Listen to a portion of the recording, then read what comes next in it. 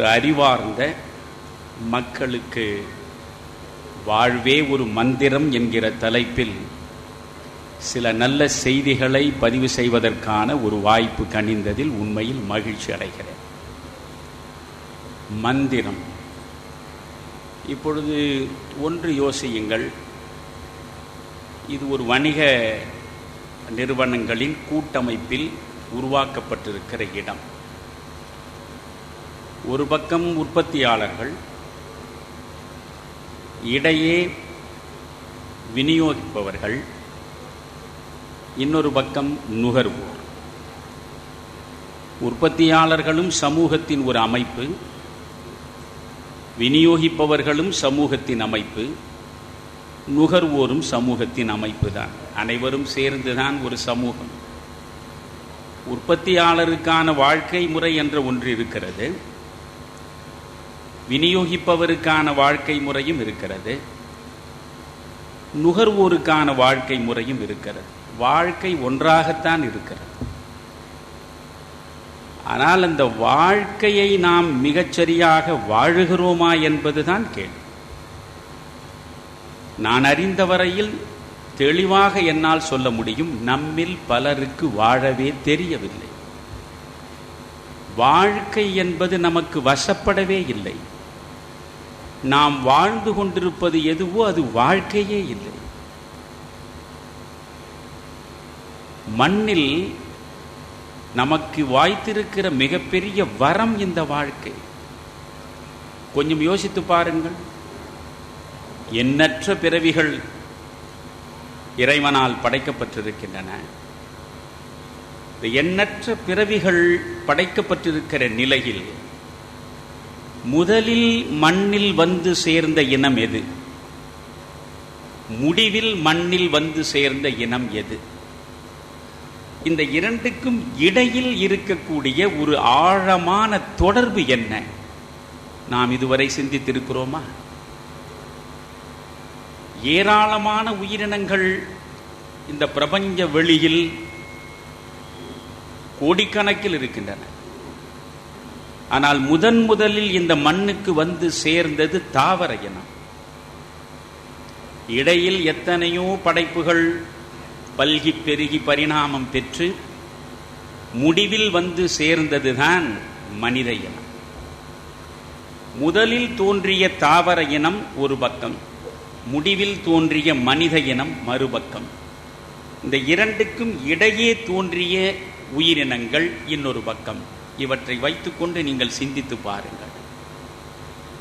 முதலில் தோன்றிய தாவர இனத்திற்கும் முடிவில் தோன்றிய மனித இனத்திற்கும் தான் ஒரு மிகப்பெரிய ஒற்றுமை இருக்கிறது. இறைவன் வழங்கிய வரம். தாவரங்கள் தான் மண்ணில் பிறந்து விண்ணை நோக்கி நெடிதாய் உயர்ந்து வளரும் ஆற்றலை பெற்றது.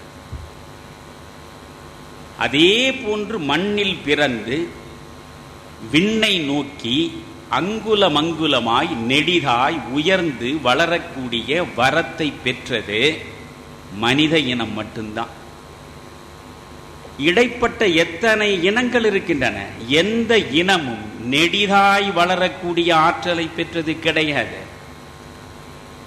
எந்த விலங்காயினும் எந்த பறவையாயினும் எந்த இனமாயினும் குறுக்கே வளருமே தவிர நெடிதாய் வளர்வதற்கான வரம் கிடையாது. மரம்தான் நெடிதாய் வளரும், மனிதன்தான் நெடிதாய் வளரும். ஆக முதலில் படைக்கப்பட்ட இனமும் முடிவில் படைக்கப்பட்ட இனமும் பெற்றிருக்கிற மிகப்பெரிய வரம் இது. நான் கல்லூரிகளில் பேசுகிற பொழுது சொல்லுவேன், பாட புத்தகங்களில் இருக்கக்கூடிய பாடத்திட்டங்களை மட்டுமே படித்து மேதையானவன் ஒருவனும் கிடையாது. ஒரு தத்துவ மேதை, ஒரு அறிவாளி, ஒரு தலைவன், ஒரு உலகத்தையே மாற்றி போடுகிற ஒரு புரட்சியாளன், யாரையும் நீங்கள் பாருங்கள், அவன் வகுப்பறைக்குள்ளே வளர்ந்ததே கிடையாது. காரணம், படிப்பு என்பது வேறு, அனுபவம் என்பது வேறு. இப்பொழுது நீங்கள் மதுரை மீனாட்சி அம்மன் கோவிலுக்கு செல்கிறீர்கள் என்று வைத்துக் கொள்ளுங்கள். அல்லது திருப்பதிக்கு செல்கிறீர்கள், பெருமாளை தரிசிக்க வேண்டும் என்று நினைக்கிறீர்கள். உங்களுடைய நோக்கம் கருவறையிலே இருக்கக்கூடிய கடவுளை தரிசிப்பதுதான். எனவே கருவறையில் இருக்கக்கூடிய கடவுளை தரிசிப்பதற்கென்று ஒரு வரிசை அமைக்கப்பட்டிருக்கும். அந்த வரிசையில் நீங்கள் போய் நின்று இடத்தை பெற்றுவிடுகிறீர்கள். அங்கிருந்து கர்ப்ப கிரகத்தை நோக்கி செல்லுகிற வரை உங்களுடைய சிந்தனை முழுவதும் அந்த கர்ப்ப கிரகத்தை எப்பொழுது நாம் சென்று சேரப்போகிறோம், கடவுளை எப்பொழுது தரிசிக்கப் போகிறோம், அதற்கு இன்னும் எவ்வளவு நேரம் காத்திருக்க வேண்டும், தொடக்கம் தொட்டு கர்ப்ப கிரகத்தை அடைகிற வரையில் நம்முடைய பார்வை, நம்முடைய சிந்தனை முழுவதுமே அந்த முடிவாய் இருக்கக்கூடிய கருவறையில் காட்சி தரும் கடவுளை நோக்கி மட்டும்தான் இருக்கும். புறத்தே அந்த கோவிலில் 1000 அம்சங்கள் இருக்கின்றன, எத்தனையோ சிலைகள் இருக்கும், எத்தனையோ அற்புதமான சிற்பங்கள் இருக்கும். ஆனால் அவற்றின் மீது நமக்கு நாட்டம் போவதில்லை.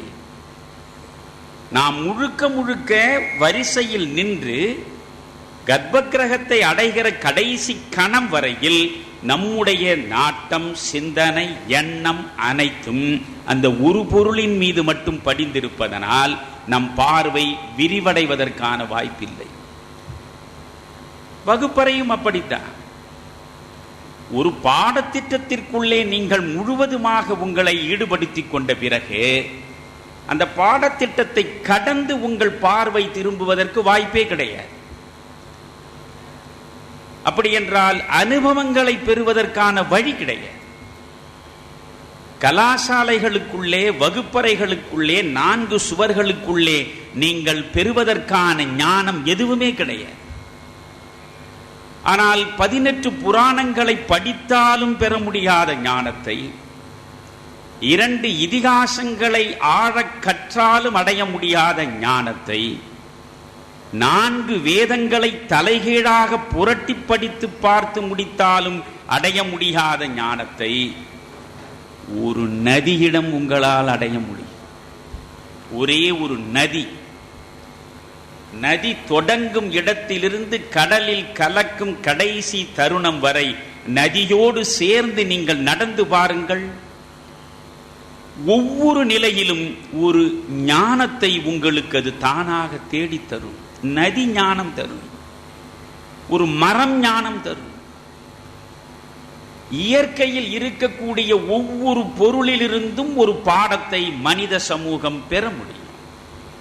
ஆனால் நாம் புத்தகத்தை படிப்பதில் கவனத்தை செலுத்துகிறோமே தவிர இயற்கையோடு இயைந்து அதனோடு கலந்து அதை வாசிப்பதில் நம் வாழ்க்கையை செலுத்துவதே இல்லை. ஒன்றை மனதில் வைத்துக் கொள்ளுங்கள், புத்தகங்களை படிப்பதனாலே புத்தனாக உருவாக முடியாது. ஒரு புத்தன் புத்தகங்களை படித்து உருவாகக்கூடியவன் இல்லை. இப்பொழுது நான் மீண்டும் வருகிறேன். இந்த இயற்கையிடமிருந்து நீங்கள் பாடம் பெற முடியும் என்றேன். நதியினுடைய தொடக்கம் தொட்டு சங்கமிக்கும் கடைசி தருணம் வரையில் அதனோடு சேர்ந்து நடந்தால் கிடைக்கக்கூடிய ஞானம் முழுவதையும் விளக்குவது என்று சொன்னால் அதற்கு 3 மணி நேரம் தேவை. இப்பொழுது நான் அந்த இடத்திற்கு போகவில்லை. எனக்கான தலைப்பு வாழ்வே ஒரு மந்திரம். இப்பொழுது இயற்கையில் இருந்து அந்த மந்திரத்தை நான் உங்களிடம் கொடுக்க விரும்புகிறேன். மரம், ஒரு மரம் 60 அடி உயரம் வளர்ந்திருக்கிறது என்று வைத்துக் கொள்ளுங்கள். 60 அடி உயரம் வளர்ந்திருக்கக்கூடிய மரம் புறத்தோற்றத்தில் உங்கள் பார்வைக்கு தெரிகிறது. ஆனால் 60 அடி உயரத்தில் ஒரு மரம் நீடித்து நிலைத்து உயர்ந்து வளர்ந்து காட்சி தர வேண்டும் என்றால் குறைந்தது 120 அடியாவது அது மண்ணுக்கு உள்ளே சென்றாக வேண்டும். அதனுடைய வேர்கள் உள்ளே சென்றாக வேண்டும். எவ்வளவுக்கு எவ்வளவு உள்ளே ஆழமாக அகத்தில் மரம் செல்லுகிறதோ அதற்கு ஏற்பத்தான் புறத்தில் அதனுடைய உயரமும் அதனுடைய நீடித்த தன்மையும் வெளிப்படும். இதை மரம் மனிதனுக்கு சொல்கிறது. மனிதா, என்னை பார், நான் 60 அடி உயரத்தில் வளர்ந்திருக்கிறேன். நான் உயரமாக இருப்பதனாலேதான் ஊருக்கு தெரிகிறது. நான் உயரமாக இருப்பதனால் ஊருக்கு தெரிகிறதே, என்னை அனைவரும் அடையாளப்படுத்திக் கொள்கிறார்களே, அதன் அடிப்படை ரகசியம் என்ன தெரியுமா? உனக்கு நான் சொல்கிறேன். நான் யாருக்கும் தெரியாமல் மண்ணுக்கு உள்ளே இதைவிட 2 மடங்கு கூடுதலாக ஊடுருவி இருக்கிறேன். நீ ஊருக்கு தெரிய வேண்டுமா? நீ உயரமாக வர வேண்டுமா? உலகமே போற்றக்கூடிய வெற்றியாளனாக நீ எழுந்து நிற்க வேண்டுமா? என்னை பார். 60 அடி உயரம் வருவதற்கு 120 அடி உள்ளே சென்றிருக்கிறேன் நான். ஒன்று தெரியுமா உங்களுக்கு? எந்த மரமாக இருந்தாலும் மரத்தின் கிளைகளின் எண்ணிக்கையை விட கூடுதலாக அந்த மரத்தின் வேர்களின் எண்ணிக்கை தான் இருக்கும். ஊடுருவி பார்த்தா வேர்களின் எண்ணிக்கை அளவுக்கு கிளைகளின் எண்ணிக்கை இருக்காது. அப்படி என்றால் உள்ளே சென்றதனாலே தான் அது வெளியே நிலைத்து நிற்கிறது. மரம் என்ன சொல்கிறது? மனிதா, நீ வெளியே வளர வேண்டுமா? வெற்றியாளனாக வேண்டுமா? வாழ்வு சிறக்க வேண்டுமா? உன் உயரம் உலகத்திற்கு தெரிய வேண்டுமா? உள்ளே செல். உனக்கு உள்ளே செல். நான் மண்ணுக்கு உள்ளே செல்கிறேன், நீ மனதுக்கு உள்ளே செல். உள்ளே செல்வதுதான் முக்கியம். நாம் உள்ளே செல்வதே கிடையாது. ஆண்டவனிலே இருந்து அமைதி வரை அனைத்தையும் வெளியே தேடிக்கொண்டிருப்பதிலேயே நம் வாழ்வு விரயமாகிக் கொண்டிருக்கிறது. வெளியே நீங்கள் எதை தேடி பெற்றாலும், புறத்தில் பெறக்கூடிய எதுவாக இருந்தாலும் அது 100 விழுக்காடு இன்பத்தை ஒருபோதும் உங்களுக்கு வழங்க, அது நிலைத்தும் இருக்க. ஆனால் உள்ளே நீங்கள் செல்வதன் மூலம்தான் உங்களுக்கான வாழ்வு புலப்படும். மந்திரம் என்று சொன்னேன். இப்பொழுது ஒன்று யோசியுங்கள். ஓம் ஐம் ஸ்ரீம் ஹ்ரீம் சரஸ்வதி தேவியே நமக என்று ஒரு மந்திரம் இருக்கிறது. பள்ளி பிள்ளைகள் படிக்கிற பொழுது இந்த மந்திரத்தை அன்றாடம் உச்சரிப்பதன் மூலம் அவர்களுக்கான அறிவு விரிவாவதற்கும் அவர்களுக்கான இந்த அறிவை சேகரிக்கக்கூடிய ஆற்றல் பெருகுவதற்கும் களம் அமையும். ஓம் ஐம் ரீம் ஸ்ரீம். இந்த ஐம் என்றால் என்ன பொருள்? ரீம் என்றால் என்ன பொருள்? ஸ்ரீம் என்றால் என்ன பொருள்? ஒரு பொருளும் தெரியாது. இந்த மந்திரத்திற்கு எந்த பொருளும் கிடையாது. ஆனால் அந்த ஒலி ஆற்றல் மிக்கது. இந்த ஓம் என்கிற முதல் அந்த ஒன்றை எடுத்துக்கொள்ளுங்கள். பிரணவ மந்திரம் என்று சொல்கிறோம். உலகம் முதலில் படைக்கப்பட்ட பொழுது ஒலிதான் உருவெடுத்தது. அதனாலேதான் இந்து சமயம் பிரணவ மந்திரம் என்கிறது. ஓம் என்கிற அந்த எழுத்தை பாருங்கள். அதில் 3 எழுத்துக்கள் உள்ளே இணைந்திருக்கின்றன. அகரம், உகரம், மகரம். அகரம், உகரம், மகரம் 3 எழுத்தும் ஒன்றாக சேர்ந்து ஓம் என்கிற ஒரு எழுத்து பார்க்கிறோம். அந்த ஓம் என்கிற பிரணவ மந்திரம், அகரம், உகரம், மகரம் என்பது எவற்றின் குறியீடு? ஆக்கல், அழித்தல், அழித்தல். ஆக்கல், அழித்தல், அழித்தல் ஆகியவை யாருடைய வேலை என்று நாம் நினைக்கிறோம்? ஆண்டவனின் வேலை என்று நினைக்கிறோம். அப்படி என்றால் ஆண்டவன் வேறு, இந்த ஓம் என்கிற பிரணவ மந்திரம் வேறா என்றால் இல்லை. இந்த பிரணவ மந்திரம் தான் ஆண்டவன். அப்படி என்றால் ஒலி வடிவத்தில் ஆண்டவனை நாம் தரிசிக்கிறோம். சரி, இது இந்து சமயத்தில் மட்டும்தான் இப்படி ஒலியின் மூலமாக ஆண்டவனை பார்க்கக்கூடிய பார்வை இருக்கிறதா என்றால் இல்லை. பைபிளை புரட்டி பாருங்கள். நீங்கள் பைபிளுக்குள் பார்த்தால் வியந்து போவீர்கள். வார்த்தை என்பதுதான் இப்பொழுது நான் பேசுவது முழுக்க வார்த்தையை பற்றி தான். பைபிள் என்ன சொல்கிறது? படிப்படியாய் உங்களுக்குள் கொண்டு வந்து சேர்க்கிறது. ஆதியில் வார்த்தை இருந்தது. இப்பொழுது இந்து சமயத்தின் பார்வையில் பிரபஞ்சம் படைக்க முதலில் ஒலிதான் உருவானது. அந்த ஒலியின் வடிவம்தான் ஓம் என்கிற பிரணவம் என்று சொன்னேன். ஒலியினுடைய வெளிப்பாடு தானே வார்த்தை. ஆக பைபிள் என்ன பேசுகிறது? ஆதியில் வார்த்தை இருந்தது. அடுத்து வார்த்தை கடவுளோடு இருந்தது. அடுத்து வார்த்தையே கடவுளானது. இது பைபிள் வாசகம். இந்த 3 படிநிலைகளில் இறக்கி வைக்கப்பட்டிருக்கிற மந்திரம். மந்திரம் என்றால் என்ன?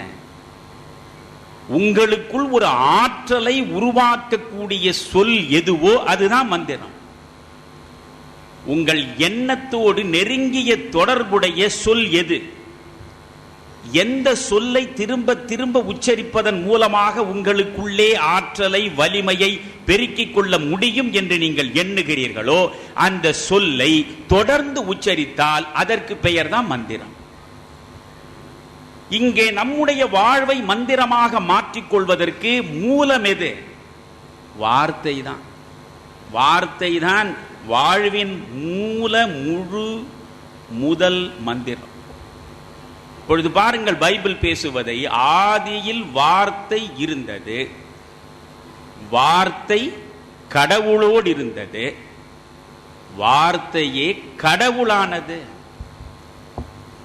வார்த்தை எப்படி கடவுளாகும்? நீங்கள் யோசிக்க வேண்டிய இடம் இதுதான். கடவுள் என்ன வேலை செய்கிறான் என்று நாம் பார்க்கிறோம், நாம் கற்பனை செய்கிறோம்.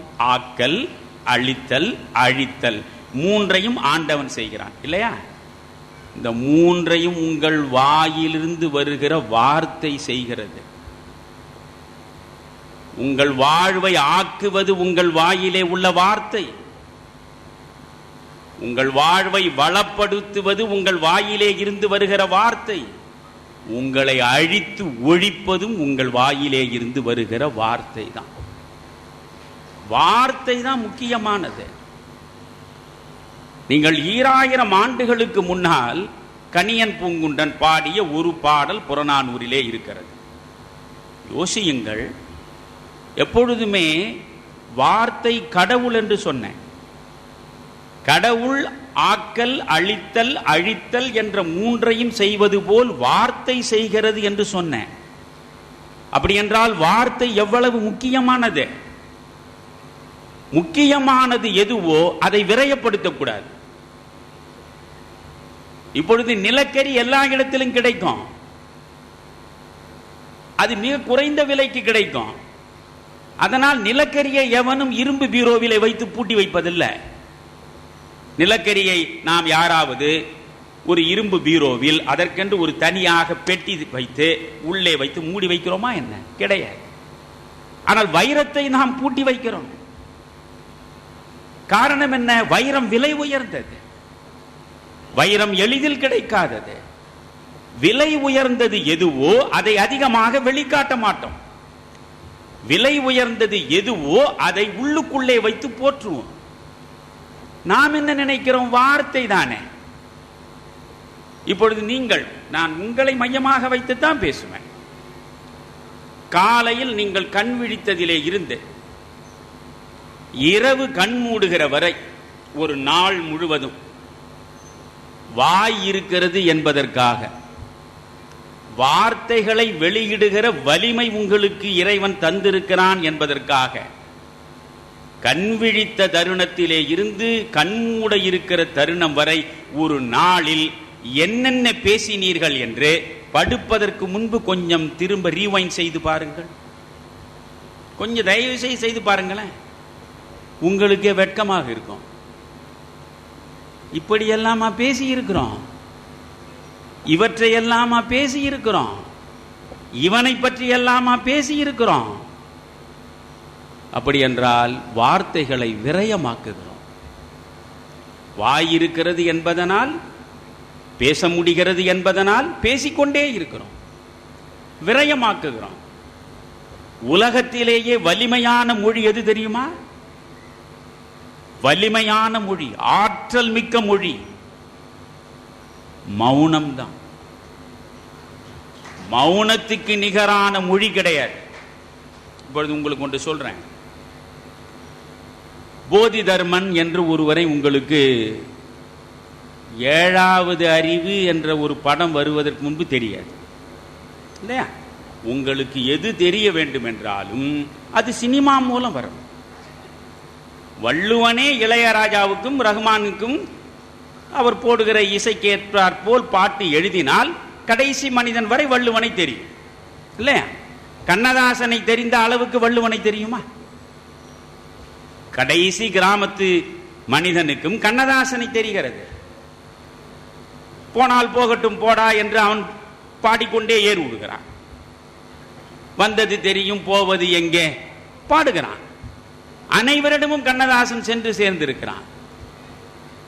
வாலி இறப்பதற்கு ஒரு 20 நாட்களுக்கு முன்பு புதுச்சேரியில் கம்பன் கழகத்தில் பேசுவதற்காக நான் சென்றேன். கவிதை பாடுவதற்காக வாலி வந்தார். இருவரும் ஒரே இடத்தில் தங்கி இருந்தோம். காலை சிற்றுண்டி நான் ஒரு பக்கம் அருந்தி கொண்டிருந்தேன், அவர் ஒரு பக்கம் அருந்தி கொண்டிருந்தார். என் மனைவி வாலியை பார்த்து விட்டார். இவள் இங்கிருந்து எழுந்து போய் அவரிடம், ஐயா வணக்கம். வாலி, அம்மா நீங்கள் யார் என்று கேட்டார். நான் தமிழருவி மணியனுடைய மனைவி. தமிழருவி எங்கே என்று கேட்டார். உடனே அங்கிருந்து சாப்பிடுகிற தட்டோடு என்னிடம் வந்து விட்டார். 2 பேரும் பேசிக் கொண்டிருந்தோம். நன்றாக கேளுங்கள், ஒரு மனிதன் எந்த அளவுக்கு காயப்பட்டிருக்கிறான் என்பதை பேசிக்கொண்டே இருந்த பொழுது அவர் சொன்னார், மணியன், எல்லா பயலும், அவர் சொன்ன இதே வார்த்தை, எல்லா பயலும் நல்லா ஒரு பாட்டுன்னு இருந்தா அதை கண்ணதாசன் எழுதுனான்னு முடிவு பண்ணிடலாம்.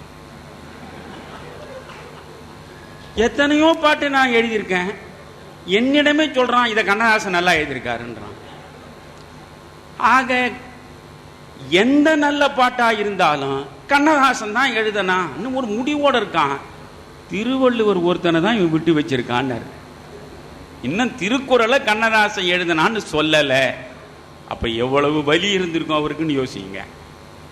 இப்ப சினிமாவின் மூலமாக சென்று சேர முடிகிறது. சினிமாவின் மூலமா வந்தா நீங்கள் எதுவும் ஆகும். அதுவும் தமிழ்நாட்டை பற்றி நான் சொல்லவே வேண்டியதில்லை, சினிமாவுடைய செல்வாக்கு எப்படின்னு இல்லையா? இப்ப 7வது அறிவே உங்களுக்கு பார்த்த பிறகுதான் போதி தர்மனே தெரியும். அவன் காஞ்சிபுரத்தில் இருந்து சீனாவுக்கு போனவன். சீனாவில் போய் பௌத்த சமயத்தின் சாரம் முழுவதையும் இறக்கி வைத்தான். அவன் இறக்கி வைத்த அந்த சாரம்தான் இன்றைக்கு கொரியா, ஜப்பான் வரை சென்று ஜென் என்று நமக்கு திரும்பி வந்திருக்கிறது. நான் எல்லா கல்லூரிகளில் பேசும் பொழுதும் சொல்லுவேன், பிள்ளைகள் தவறாமல் ஜென்னை படிக்க வேண்டும். ஜென்னை படிக்கணும். எத்தனையோ கதைகளை படித்து பொழுதை போக்கக்கூடிய நீங்கள் உங்கள் பிள்ளைகளுக்கு ஜென் ஸ்டோரிஸ், ஸ்டாலின் குணசேகரன் ஈரோடு புத்தக திருவிழா அடுத்த முறை நடத்துகிற பொழுது நீங்கள் பிள்ளைகளுக்கு மறவாமல் வாங்கி தர வேண்டும் என்று நினைத்தால் இந்த ஜென் ஸ்டோரிஸை வாங்கி கொடுங்க. ஆங்கிலத்திலும் இருக்கும். புவியரசு அற்புதமாக தமிழில் அதை மூல மொழியில் இருப்பது போலவே மொழிபெயர்த்து கொடுத்திருப்பார். இந்த ஜென் ஸ்டோரிஸ் வாழ்வை விளக்குவது ஜென். நான் பிறகு பேசுறேன். ஜென் என்பது வேறொன்றும் இல்லை, உங்கள் அனுபவம் தான் ஜென். ஓஷோ ஒரு முறை ஜென்னை பற்றி ரொம்ப அற்புதமாக விளக்கம் கொடுத்தார். ஜென் என்றால் என்ன தெரியுமா? உங்கள் மூக்கின் மீது இருக்குகிறது கண்ணாடி என்று தெரியாமல் எங்கெங்கோ கண்ணாடியை வைத்திருப்பதாக நீங்கள் தேடிக்கொண்டிருக்கிறீர்களே, அதுதான் ஜென் என்றார். கண்ணாடி இவன் மூக்கின் மீதே இருக்கிறது, ஆனால் அது தெரியாமல் இவன் எங்கெங்கோ தேடுகிறான். வாழ்க்கை உனக்குள்ளே இருக்கிறது. உனக்குள் இருக்கிற வாழ்க்கையை நீ அறிந்து கொள்ளாமல், அந்த வாழ்வின் உண்மையை புரிந்து கொள்ளாமல் வெளியே தேடிக்கொண்டிருக்கிறாய். இதை உனக்கு உணர்த்துவதுதான் ஜென். ஜென் என்று சொன்னால் நேரடியான பொருள் என்ன தெரியுமா? இயல்பாய் இருத்தல். இதை ஏன் இவ்வளவு விளக்குகிறேன் என்றால், இதை கொண்டு போய் இறக்கி வைத்தவன் ஒரு தமிழன். இன்றைக்கும் சீனாவில் போதி தர்மனை அறியாத ஒரு சீன இளைஞனை நீங்கள் காண முடியாது. அந்த ஜென் என்றால் என்ன? இயல்பாய் இருத்தல். இப்பொழுது நீங்க நினைக்கலாம், ஜென் தத்துவமே இயல்பா இருத்தல் என்கிற கட்டுமானத்தின் மீது தான் கட்டப்பட்டிருக்கிறது. இயல்பா இருத்தல் என்பது அவ்வளவு பெரிய காரியமா? அது ரொம்ப சாதாரணமான விஷயம் என்று நீங்கள் நினைத்தால் உலகத்திலேயே மிக மிக கடினமான ஒன்று இயல்பாய் இருப்பதுதான். நான் இதை பல இடங்களில் சொல்வேன். நீங்களே உங்களுக்குள்ளாக யோசித்துக் கொள்ளுங்கள். நீங்கள் இயல்பாக இருக்கிறீர்களா? உங்கள் பிள்ளைகளிடம் நீங்கள் ஒரு இயல்போடு இருப்பீர்கள், உங்கள் நண்பர்களிடம் இன்னொரு இயல்போடு இருப்பீர்கள், உங்கள் மனைவியிடம் ஒரு இயல்போடு இருப்பீர்கள், உங்கள் முதலாளியிடம் ஒரு இயல்போடு இருப்பீர்கள், உங்களுக்கு கீழே பணியாற்றக்கூடியவனிடம் ஒரு இயல்போடு இருப்பீர்கள். எந்த இடத்தில் இருக்கிறீர்களோ அந்த இடத்திற்கு ஏற்ற ஒரு இயல்போடு நீங்கள் இருக்கிறீர்கள். அப்படி என்றால் எல்லா மனிதர்களும் இடத்திற்கு ஏற்றாற் போல் ஒரு முகமூடியை அணிந்து கொள்கிறோம் இல்லையா? முகமூடியை இடத்திற்கு ஏற்றாற் போல் அணிந்து அணிந்து அணிந்து மனிதர்கள் அனைவரும் முகமூடி மனிதர்களாக மாறி இருக்கிறோமே தவிர இயல்பான மனிதர்களாக இருப்பதை இழந்து விட்டோம். எத்தனை முகமூடிகளை நீங்கள் அணிந்து கொண்டே இருக்கிறீர்களோ அந்த அளவுக்கு உங்கள் வாழ்வு சிக்கலாகிவிடும். முகமூடிகள் முழுவதையும் கழற்றி எறிந்துவிட்டு நீங்கள் எப்பொழுது இயல்பாக இருக்கிறீர்களோ அப்பொழுது பறவையின் இறகு போல உங்கள் வாழ்வு லேசாகிவிடும். இதுதான் இந்த ஜென்னுடைய தத்துவம். அந்த ஜென்னை இறக்கி வைத்தவர் போதி தர்மர். மௌனம் உலகத்தில் மகத்தான மொழி என்று உங்களுக்கு உணர்த்துவதற்காக இதை பேசுறேன். போதி தர்மர் அவ்வளவு பெரிய ஞானி. ஆனால் அவருக்கு குருவாக இருந்தது யார் தெரியுமா? ஒரு பெண். அவள் பெயர் பிரக்யதாரா. பிரக்யதாரா என்ற பெண்ணிடம்தான் போதி தர்மர் இந்த ஜென்னினுடைய சாரம் முழுவதையும் பெற்றார். அதற்கு பிறகு அவர் புகழ் பரவியது. ஏராளமான சீடர்கள் சேர்ந்தார்கள். 9 ஆண்டுகள் அவர் தன்னுடைய போதனைகள் முழுவதையும் சீடர்களிடம் இறக்கி வைத்து முடிவில் 4 பேரை தேர்ந்தெடுத்தார். மரணம் தன்னை நெருங்குகிறது என்பதை போதி தர்மர் அறிந்து கொண்டவுடன் இதுவரை தான் தேடி பெற்ற ஞானம் முழுவதையும் அடுத்தவன் தோளில் இறக்கி வைக்க வேண்டும் என்று நினைத்ததனால் இந்த 4 பேரையும் அழைத்தார். இவர்கள் 9 ஆண்டுகள் கடுமையான பயிற்சி பெற்றவர்கள். அவரிடம் 4 பேரும் உட்கார்ந்தார். இந்த 4 பேரிடமும் போதி தர்மர் பேசுகிறார். சீடர்களே, நான் என் ஞானம் முழுவதையும் உங்களிடம் இறக்கி வைக்கத்தான் அழைத்திருக்கிறேன். ஆனால் 4 ஒருவனிடம்தான் அதை என்னால் இறக்க முடியும்.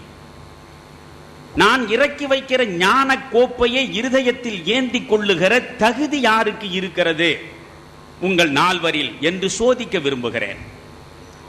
இப்பொழுது சோதனை ஆரம்பம். ஒன்றுமில்லை, மௌனம். அது குறித்து நீங்கள் என்ன நினைக்கிறீர்கள் என்று கேள்வியை வைத்தார்.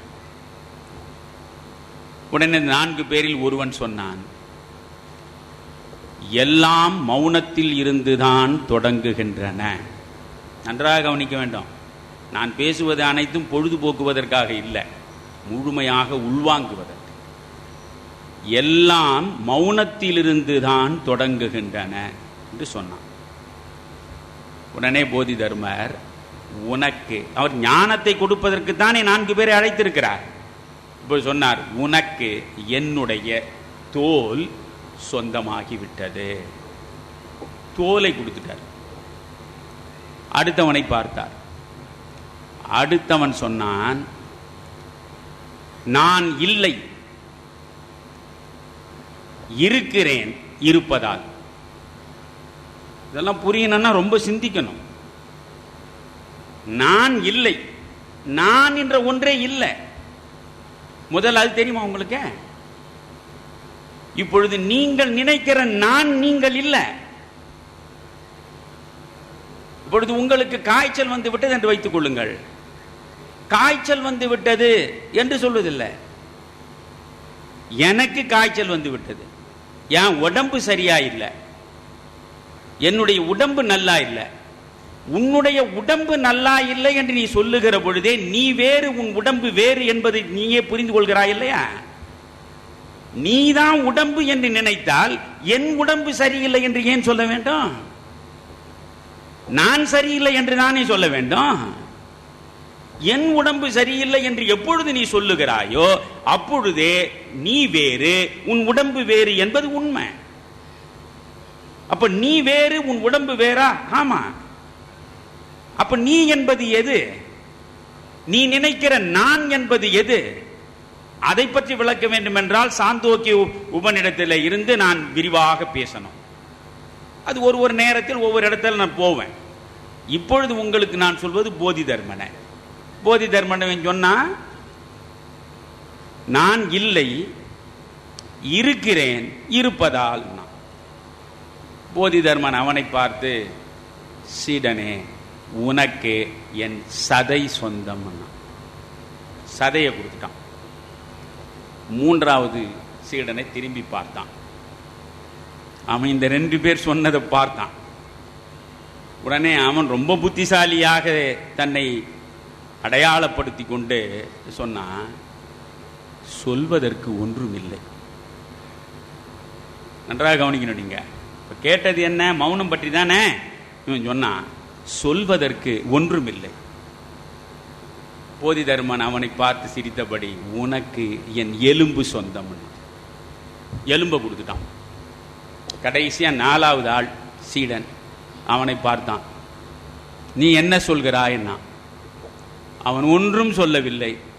நேரே வந்தான், போதி தர்மருடைய திருவடிகளில் தொழுது கண்களில் ஊத்தி கொண்டான். உடனே போதி தர்மன் சொன்னான், உன்னிடம் என் ஞானம் முழுவதையும் இறக்கி வைக்கிறேன். கேள்வி என்ன? மௌனம் பற்றி தானே. ஒரு வார்த்தை வாய் திறந்தாலும் மௌனம் கலைந்து விடுகிறதே இல்லையா? மௌனத்தை மௌனத்தின் மூலமாகத்தானே பேச முடியும். ஒரு புத்த மடாலயம் இருந்தது. அந்த புத்த மடாலயத்துக்கு ஒரு துறவி வருவார். புத்தருடைய பீடத்தில் புத்தர் சிலைக்கு முன்னால் வந்து ஒரு 2 மணி நேரம் கண்ணை மூடி உட்கார்ந்து கொண்டிருப்பார். ஒரு நாள் அல்ல, ஒரு மாதம் அல்ல, ஆண்டு கணக்கில் இதை செய்கிறார். அந்த மடாலயத்தினுடைய தலைமை குரு இதை பார்த்து வியந்து போகிறார்.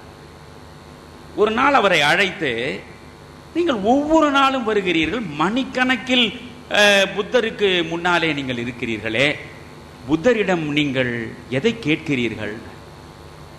உடனே அவன் சொன்னா, நான் எதையுமே கேட்பதில்லை, நான் எதையும் கேட்பதில்லை, புத்தன் சொல்வதை கேட்டுக்கொள்கிறேன். நான் கேட்பதில்லை, புத்தன் சொல்வதை கேட்டுக்கொள்கிறேன். உடனே குருவுக்கு ரொம்ப வியப்பு, தலைமை குருவுக்கு. அவர் கேட்டார், புத்தன் என்ன சொல்கிறான்? அவனும் எதையும் சொல்வதில்லை, ஆனால் நான் கேட்டுக்கொள்கிறேன். புரிகிறதா? இவன் மௌனத்தில் பேசுகிறான், புத்தனும் மௌனத்தில் பேசிக் கொண்டிருக்கிறான். 2 பேருக்கும் இடையே உரையாடல் நடக்கிறது, ஆனால் ஒரு வார்த்தை வரல.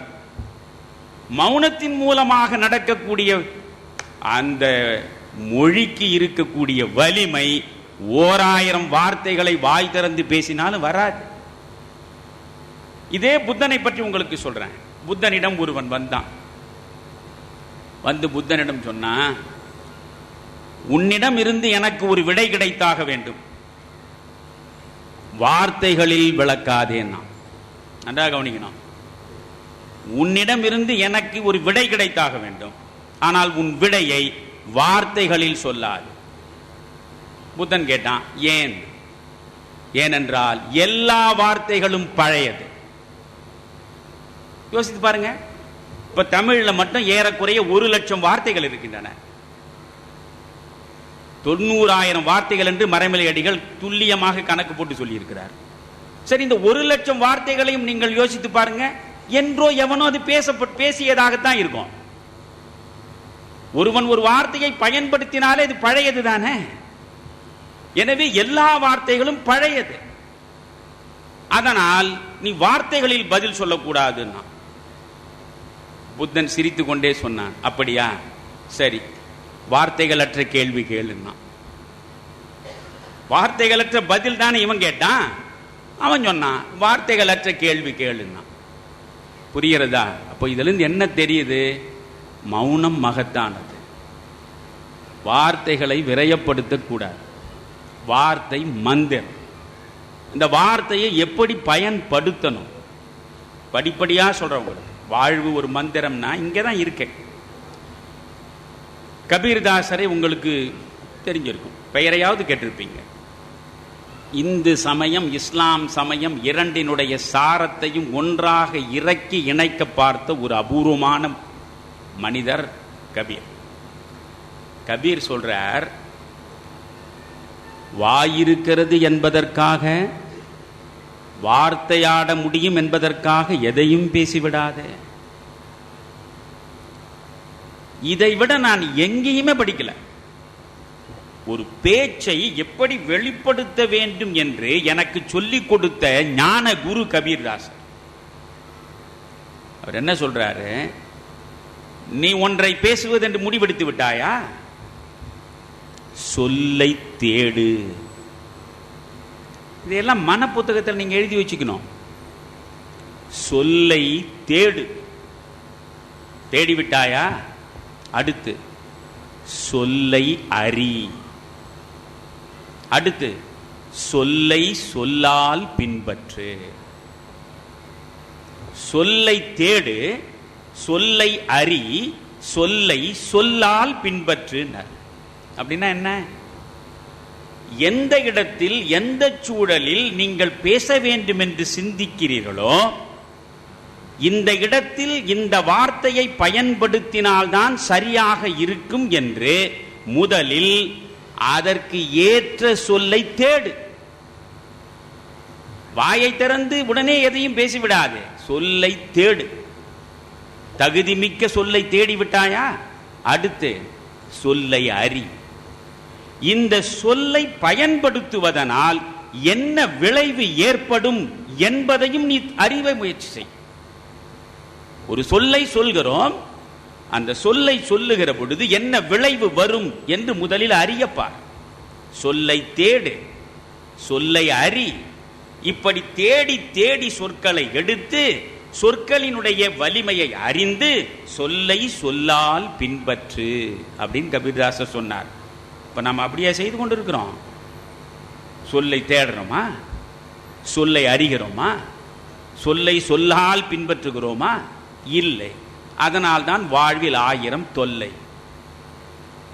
நீங்கள் சொல்லை தேடி சொல்லை அறிந்து சொல்லை சொல்லால் பின்பற்றி பாருங்கள், உங்கள் வாழ்வில் பிரச்சனைகளுக்கு வாய்ப்பே இல்லை. இப்பொழுது இங்க நீங்க அடுத்து பாருங்க. கணியன் பூங்குன்றன் சொன்ன கம்பன் 12000 பாடல்கள் பாடியிருக்கான்.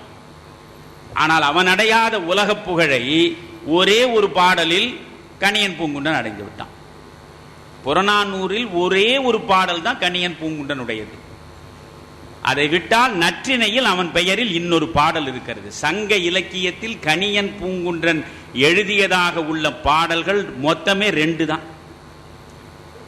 இதுல இந்த யாதும் ஊரே யாவரும் கேளிர் ஐநா சபை வரை சென்று விட்டது அந்த முதல் வரி. நான் அடிக்கடி சொல்வது, அந்த முதல் வரியோடு நீங்கள் நின்றுவிடக்கூடாது. முதல் வரியிலே இருந்து பெரியோரை வியத்தலும் இளமே சிறியோரை இகழ்தல் அதனினும் இளமே என்ற கடைசி வரி வரை வரி வரியாய் நெஞ்சில் நிறுத்த வேண்டும். இந்த பாடலை அவன் எழுதியது எப்பொழுது? 2000 ஆண்டுகளுக்கு முன்பு. 2000 ஆண்டுகளுக்கு முன்பு உலகத்தில் மற்ற இடங்களில் சிந்தனை கண்விழித்த நேரத்தில் சிந்தனையின் சிகரம் தொட்டவன் தமிழன். ஒரு தமிழ் கவிஞன் சிகரம் தொட்டிருக்கிறான். யாதும் ஊரே யாவரும் கேளிர். அப்படி என்றால் என்ன? யூனிவர்சல் பிரதர்ஹுட், உலக சகோதரத்துவம். இன்றைக்கு குளோபல் வில்லேஜ் ஆகிவிட்டது உலகமே என்று சொல்கிறோம். எல்லாம் என்னுடைய ஊர், அனைவரும் என்னுடைய உறவினர்கள் என்று 2000 ஆண்டுகளுக்கு முன்னாலே ஒரு மனிதனால் பேச முடிகிறது என்றால் அவன் இருதயத்தில் இல்லை, அவன் இருதயத்தில் பகைமை இல்லை, அவன் இருதயத்தில் பொறாமை இல்லை, துவேஷம் இல்லை, அன்பை தவிர வேறு எதுவுமே இல்லை.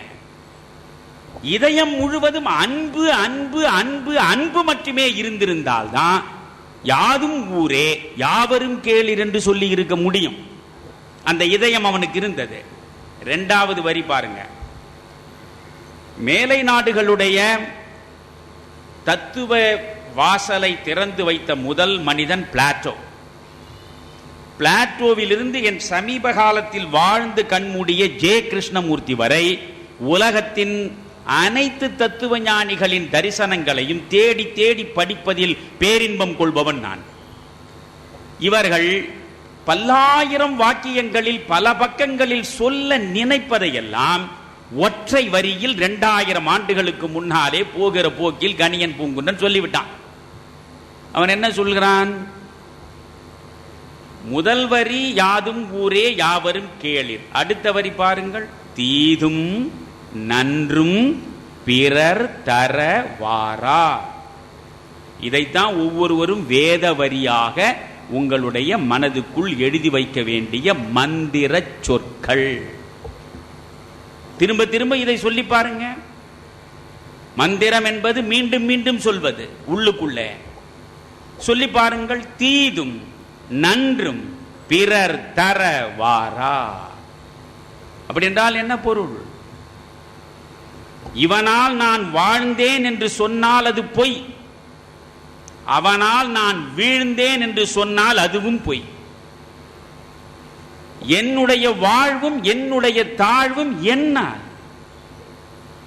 என்னுடைய இன்பமும் என்னுடைய துன்பமும் என்ன? யோசியுங்கள். நான் அதை அடிக்கடி சொல்லுவேன். இப்பொழுது நீங்கள் நடக்கிறீர்கள், போகிற பாதையில் முள்ளை மட்டுமே இறைத்துக் கொண்டு போனால் திரும்ப வருகிற பொழுது அந்த முள்ளில் உங்கள் உள்ளங்கால் பட்டு ரத்தம் வழியும்.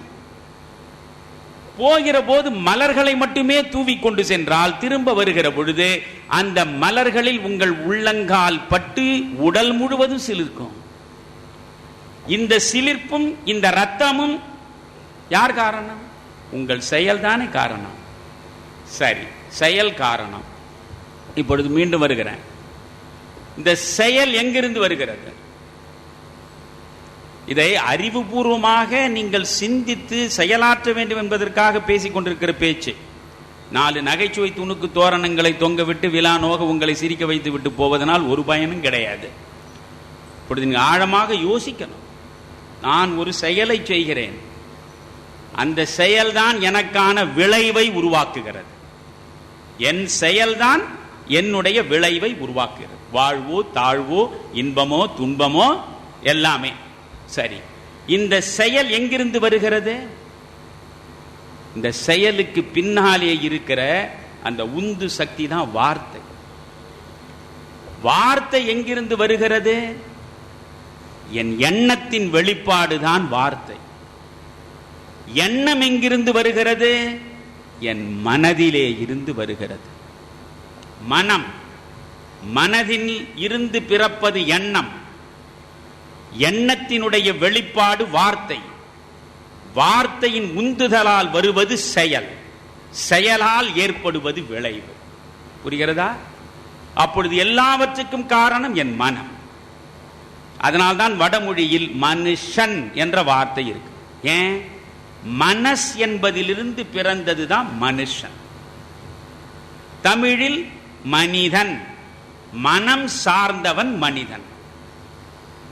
மனிதன் என்கிற மாளிகையின் மைய மண்டபம் மனம்தான். அந்த மனதை நீங்கள் என்றாவது பார்த்திருக்கிறீர்களா என்பதுதான் என் கேள்வி.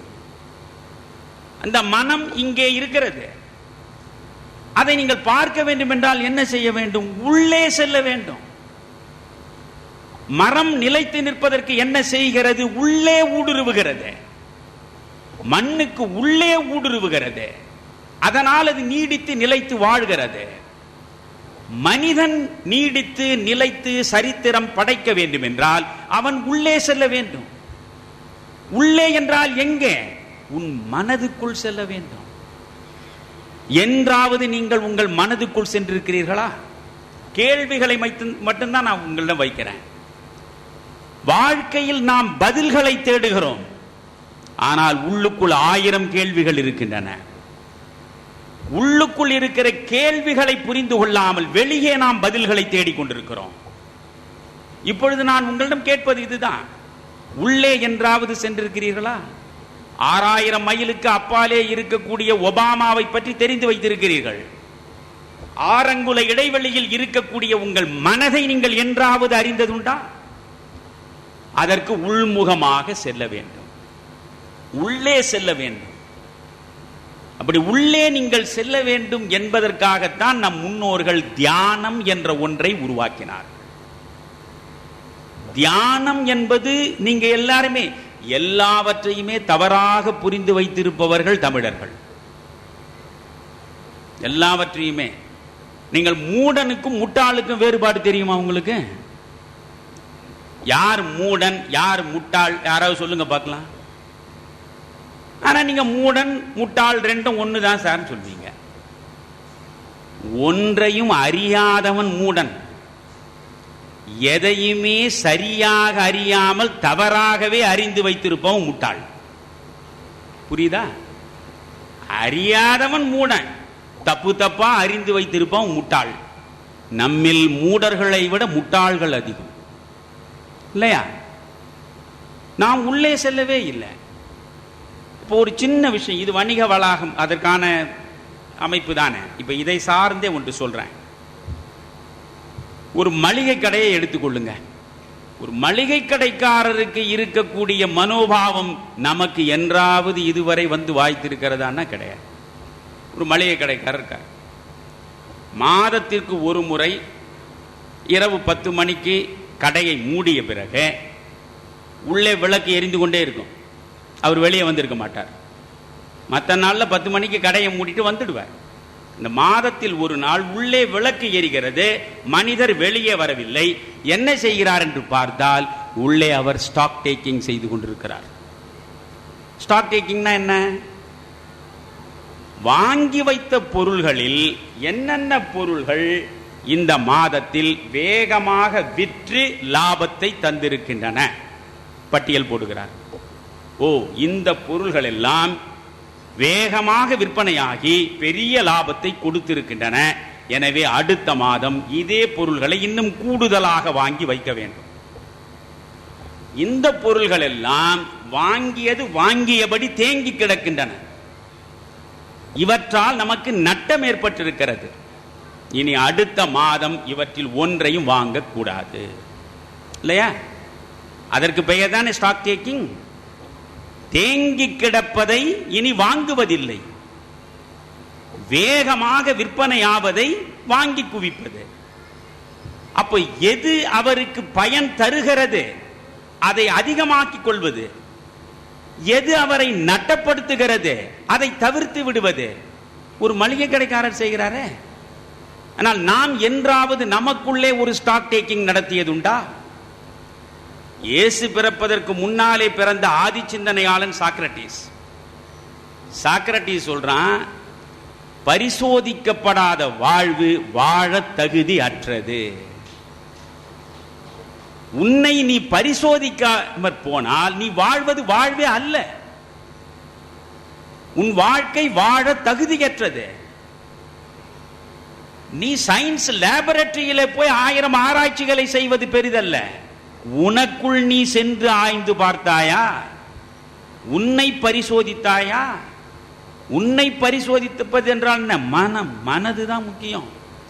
நம் எல்லா துன்பங்களுக்கும், நம் எல்லா இன்பங்களுக்கும், நம் எல்லா உயரங்களுக்கும், நம் எல்லா பள்ளங்களுக்கும் இந்த மனம் தான் காரணம். இந்த மனம் எப்படிப்பட்டதுன்னு ஒன்று சொல்றேன். மனம் இருக்க மோசமானது. உங்கள் ஒவ்வொரு மனதையும் யோசித்து பாருங்க, நான் சொல்வதோடு பொருந்துகிறதா இல்லையான்னு. மனம் எப்பொழுதும் முதலில் ஒன்றை நாடும், ஆசைப்படும். நாடியதை எப்படியாவது அடைந்து விடுவது என்று தொடர்ந்து முயலுமா இல்லையா? முயலும். மனம் முதலில் ஒன்றை நாடும், நாடியதை அடைந்து விடுவதற்கான அத்தனை வழிகளிலும் அது முயலும். முயன்று ஒரு நாள் அதை அடையும். இப்பொழுது மனம் ஆசைப்பட்டதை அடைந்து விட்டது. ஒன்றை நாடியதை அடைவதற்கு தொடர்ந்து முயன்றது, முயன்று அடைந்தது, அடைந்ததை அனுபவிக்கும். மனம் ஒன்றை நாடும், நாடியதை அடைவதற்கு தொடர்ந்து முயலும், முயன்று ஒரு நாள் அடையும், அடைந்ததை அனுபவிக்கும், அனுபவித்தது அனுபவிக்க அனுபவிக்க கசக்கும், கசந்தது பிறகு வெறுக்கும், வெறுத்ததை பிறகு விலக்கும். இதுதான் மனம். மனம் முதலில் ஒன்றை நாடியதா, நாடியதை அடைவதற்கு தொடர்ந்து முயன்றதா, முயன்று அடைந்ததா, அடைந்ததை அனுபவித்ததா, அனுபவிக்க அனுபவிக்க ஒரு நாள் அதற்கு சலிப்பு ஏற்பட்டு கசந்ததா, கசந்த பிறகு அதை அது வெறுத்ததா, வெறுத்ததிலே இருந்தது விலகியதா, அத்தோடு போதுமென்று எந்த மனமாவது நின்று விடுகிறதா? இன்னொன்றை நாடு, புதிதாய் இன்னொன்றை நாடு.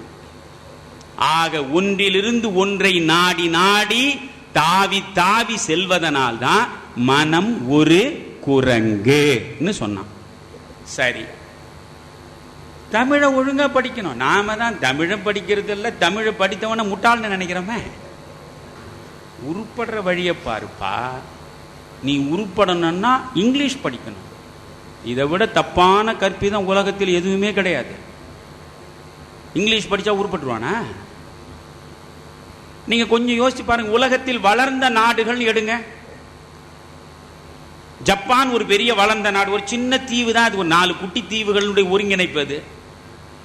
அசுரத்தனமான வளர்ச்சி அடைந்தது. ஜப்பானில் ஆங்கிலமா இருக்க, ஜப்பானில் உள்ளவன் ஜப்பானி மொழியில தான் படிக்கிறான். கொரியாவில் இருக்கிறவன் கொரிய மொழியை தான் படிக்கிறான். இஸ்ரேல் 13 முஸ்லீம் நாடுகளுக்கு இடையே இருக்கிறது, ஒரு குண்டூசி அளவுக்கு. அங்க அவன் இஸ்ரேல்ல அவன் மொழி தான் படிக்கிறான். இஸ்லாமியர்கள் அரபு மொழியை தான் படிக்கிறாங்க. லண்டன்ல இருக்கிறவன் அவன் தாய்மொழி, அதனால் ஆங்கிலம் படிக்கிறான். அமெரிக்காவில் இருக்கிறவன் தாய்மொழி ஆங்கிலம் படி. எங்கெல்லாம் காலனி ஆதிக்கங்களை பிரிட்டிஷ் ஏகாதிபத்தியம் உருவாக்கி அடிமைப்படுத்தியதோ அந்த அடிமைப்படுத்தப்பட்ட நாடுகளில் மட்டும்தான் ஆங்கிலம் இருக்கு. நான் கூட நினைச்சிருக்கேன், எனக்கு நல்ல ஆங்கிலம் தெரியும், உலகத்தில் எந்த பகுதிக்கு போனாலும் எனக்கு கவலை இல்லை என்று. ஆனால் ஐரோப்பிய நாடுகளில் சுற்றிய போதுதான் நான் முதலாக புரிந்து கொண்டேன், இந்த ஆங்கிலத்தை வைத்துக் கொண்டு ஒரு நாள் கூட ஓட்ட முடியாது. நீங்கள் ஜெர்மனிக்கு போனா ஜெர்மன் தான் பேசணும், பிரான்சுக்கு போனா பிரெஞ்சு தான் பேசணும். நம்ம சோனியா காந்தி அம்மா இருக்காங்களே, அவங்க பிறந்தது இத்தாலி தானே. நான் அந்த இத்தாலியில் இருக்கக்கூடிய தலைநகரம் ரோம், அந்த ரோமில் ஒரு பக்கமாக இருப்பதுதான் வேட்டிக்கன், உலக கிறிஸ்துவர்களுடைய தலைமை பீடம், போப்பாண்டவர் இருக்கும் இடம். அந்த வேட்டிக்கன் நகரத்திலே தான் சிஸ்டைன் தேவாலயம் இருக்கு. இந்த சிஸ்டைன் தேவாலயத்தில் தான் உலக புகழ்பெற்ற மைக்கேல் ஏஞ்சலோவினுடைய ஓவியங்கள் இருக்கு. அதையெல்லாம் விரிவாக பேசினால் நேரம் அதிகமாகும். விதானத்தில் 10,000 சதுர அடி விதானத்தில் பைபிளில் உள்ள காட்சிகள் அனைத்தையும் அவன் வரைந்து வைத்திருக்கிறான். அது உலக புகழ்பெற்ற ஓவியங்கள். மனிதனால் இப்படி ஓவியம் தீட்ட முடியுமா என்று இன்று கூட வியக்கக்கூடிய அளவுக்கான ஓவியங்கள். அதை நான் எம்ஏ வரலாறு படிக்கிற பொழுது என்றாவது பார்க்க முடியுமான்னு நினைச்சிருக்கேன். பிறகு நான் இந்த ரோமுக்கு போகிற வாய்ப்பு வந்தது. ஒன்று சொல்லட்டுமா, பிள்ளைகளுக்காக, பெற்றோர் உங்களுக்காக சொல்றேன். நான் பியூசியில் பிசிக்ஸ், கெமிஸ்ட்ரி, பாட்டனி, ஜுவாலஜி படித்தேன். பிஎஸ்சி ஜியாகிரபி படித்தேன். ஜியாகிரபியோட ஜியாலஜி படித்தேன், பிசிக்ஸ் படித்தேன். பிறகு எம்ஏ வரலாறு படித்தேன். பிறகு பிஎல் சட்டம் படித்தேன். அதற்கு பிறகு பிஎட் எம்எட் கல்வியியல்ல முதுகலை பட்டம் பெற்றேன். இவ்வளவும் படித்தேன். ஆனால் என் தாயின் கருவில் இருந்த பொழுது முதலாக காது கொடுத்து கேட்டது என் தாய்மொழி, அது தமிழ் மொழி. அதை நான் அறிய வேண்டும் என்பதற்காக நானாக விரும்பி தேடி தேடி தேடி படிச்சேன் தமிழ். மீண்டும் சொல்றேன், chemistry, botany, zoology, physics, history, law, education எல்லாம் படித்தேன். ஆனால் உலகம் முழுவதும் என்னை கொண்டு போய் சேர்த்தது நான் கற்ற தமிழே தவிர வேறு எதுவுமே கிடையாது. அதனால தமிழை குறைவாக நினைக்காதீங்க. இந்த தமிழை நீங்கள் போற்றி துதிக்கணும். பாரதி சொல்றானே, மற்ற மொழியை நீங்க சாதாரண படிக்கலாம், தமிழை படிக்கும் போது தொழுது படித்திரடி பாப்பான்னா. ஒவ்வொரு தமிழ் சொல்லையும் தொழுது படிக்கணும். சரி, இருக்கட்டும். இப்ப நாம இந்த மனதுக்கு வருவோம். இந்த மனதை பற்றி தமிழ்ல சொன்ன பட்டினத்தார் சித்தர் பாடல்களை எடுத்து படிச்சு பாருங்க. ஒரு வரி சொல்றார் பட்டினத்தார். ஒரு நாள் முழுக்க உட்கார்ந்து நான் யோசிச்சேன். மேலெழுந்த வாரியாக படித்தால் ஒன்றும் புரியாது. ஒருவர் தொடர்ந்து ஏராளமான புத்தகங்களை படிக்கிறார், அதனால் அவர் அறிவாளியான்னா நிச்சயமா கிடையாது. வாசிப்பது ஒரு பக்கமும் வாசித்ததை தன் போக்கில் சுயமாக யோசிப்பது மறுபக்கமுமாக இருப்பதுதான். ரெண்டு கரங்களும் சேர்ந்தால் ஒலி வருவதை போல இந்த இரண்டும் வாசிப்பும் யோசிப்பும் சேருகிற போதுதான் அறிவு சுடர்படும். யோசிக்கணும். இந்த சித்தர் பட்டினத்தார் ஒரு வரியை நான் யோசிச்சேன், ஒரே ஒரு வரி தான். பட்டினத்தார் சொல்றாரு, இந்த மனம் எப்பேற்பட்டது? அங்காடி நாய் போல் அலையும் சிறுமனமே. நான் யோசிச்சேன், அங்காடி நாய் போல் அலையும் சிறு மனமே என்ற வீட்டு நாய் போல் அலையும் மனமேன்னு ஏன் சொல்லக்கூடாது? அட வீதி நாய் போல் அலையும் மனம்னு ஏன் சொல்லக்கூடாது? இந்த மனதை இவ்வளவு கேவலப்படுத்தி, இது வீட்டு நாயும் இல்லை, இது வீதி நாயும் இல்லை, இது அங்காடி நாய். அங்காடினா கடைத்தெரு, கடைத்தெரு நாயின்னு பட்டினத்தார் சொல்றார். அங்காடி நாய் போல் அலையும் சிறுமனமே. இந்த ஒற்றை வரிய படித்தது மூடி வச்சுட்டேன். என்ன சொல்றான் இந்த மனுஷன்? ஏன் வீட்டு நாயா இருக்கக்கூடாது, வீதி நாயா இருக்கக்கூடாது, அங்காடி நாயின்னு சொல்றானே?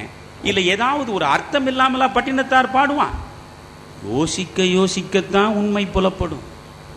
இப்பொழுது நீங்க யோசிச்சு பாருங்க. உங்கள் வீட்டில் ஒரு நாய் வளர்க்கிறீர்கள். அந்த நாய்க்கு பசி நேரத்தில் நீங்கள் சோறு போட்டா அது உடனே வாலை குழைத்து கொண்டு வந்து அந்த சோற்றை உண்ணத் தொடங்கிடும். வேற எந்த பக்கமும் அதுக்கு பார்க்காது. சோத்தை போட்டீங்க சாப்பிடும். அதான் வீட்டு நாய். நீங்கள் சாப்பிட்ட பிறகு எச்சில் இலையை கொண்டு போய் வீதியில் வீசி எறிகிறீர்கள். வீதியில் எங்கோ இருக்கிற ஒரு நாய் அதை பார்த்து விடுகிறது. அங்கிருந்து அது வேகமாக ஓடி வரும். ஓடி வந்து அந்த இலைக்குள் மிச்ச மீதி இருப்பதை அது உண்ணத் தொடங்கிடும். நல்லா பாருங்க, இனிமேலாவது உடனே உண்ணத் தொடங்கும். வேறு ஒரு நாய் அதை பார்த்து விட்டு ஓடி வந்தால் அதை பார்த்து முறைக்கும். அதை அண்ட விடாது. அண்ட விடாமல் இதுவே தின்னும். வீட்டு நாய் போட்டதை தின்னுது. வீதி நாய் கண்டதை பார்த்ததும் கண்ட இடத்திலேயே தின்னுது. ஆனால் அங்காடி நாய் என்ன செய்யும் தெரியுமா? கடைத்தெரு நாய். கடைத்தெருவுக்கு போய் பாருங்க. ஒரு நாய் கடைத்தெருவில் எங்கோ ஒரு கடைக்கு பக்கத்தில் ஒரு பொருள் விழுந்து கிடப்பதை பார்க்கும். உடனே இங்கிருந்து வேகமா ஓடும். ஓடி வாயில் அதை கவ்வுகிற அந்த நேரத்தில் அப்படியே சுத்தி பார்க்கும். ஏன்னா அதை கடைத்தெரு இல்லையா, எத்தனையோ கடைகள் இருக்கு, எத்தனையோ பொருள்கள் எங்கெங்கயோ இருக்கும். இங்கிருந்து அங்க பார்க்கும். இதை விட இன்னும் சுவையானது வேற ஏதாவது ஒரு பக்கம் இருக்குமா? அங்க ஒரு பொருள் தெரிஞ்சிடும். உடனே இதை விட்டுட்டு அங்க ஓடும். அங்க போயாவது சாப்பிடுமா? சாப்பிடாது, சத்தியமா சாப்பிடாது. அங்க போய் வாய் வைக்கிறதுக்கும் போது அப்படியே கண்ணை சுழலை விட்டு பார்க்கும். வேற ஒரு பொருள் தெரியும், அங்க ஓடும். ஆக இங்கும் அங்குமாக ஓடிக்கொண்டே இருப்பதுதான் அங்காடி நாய். மனமும் ஒரே இடத்தில் நிலைக்காமல் அங்குமிங்குமாக அலைவதனால தான் மனிதன் அலைக்கழிக்கப்படுறான். புரியுதா? அதனால்தான் அது அங்காடி நாய் போல் அலையும் சிறுமனமேன்னாரு. இதெல்லாம் விட விவேகானந்தர் ரொம்ப உச்சத்துக்கு போயிட்டார். விவேகானந்தர் ரொம்ப அழகா சொல்றார். இந்த மனம் இருக்க அது எப்படிப்பட்டது தெரியுமா? மனம் ஒரு குரங்கு.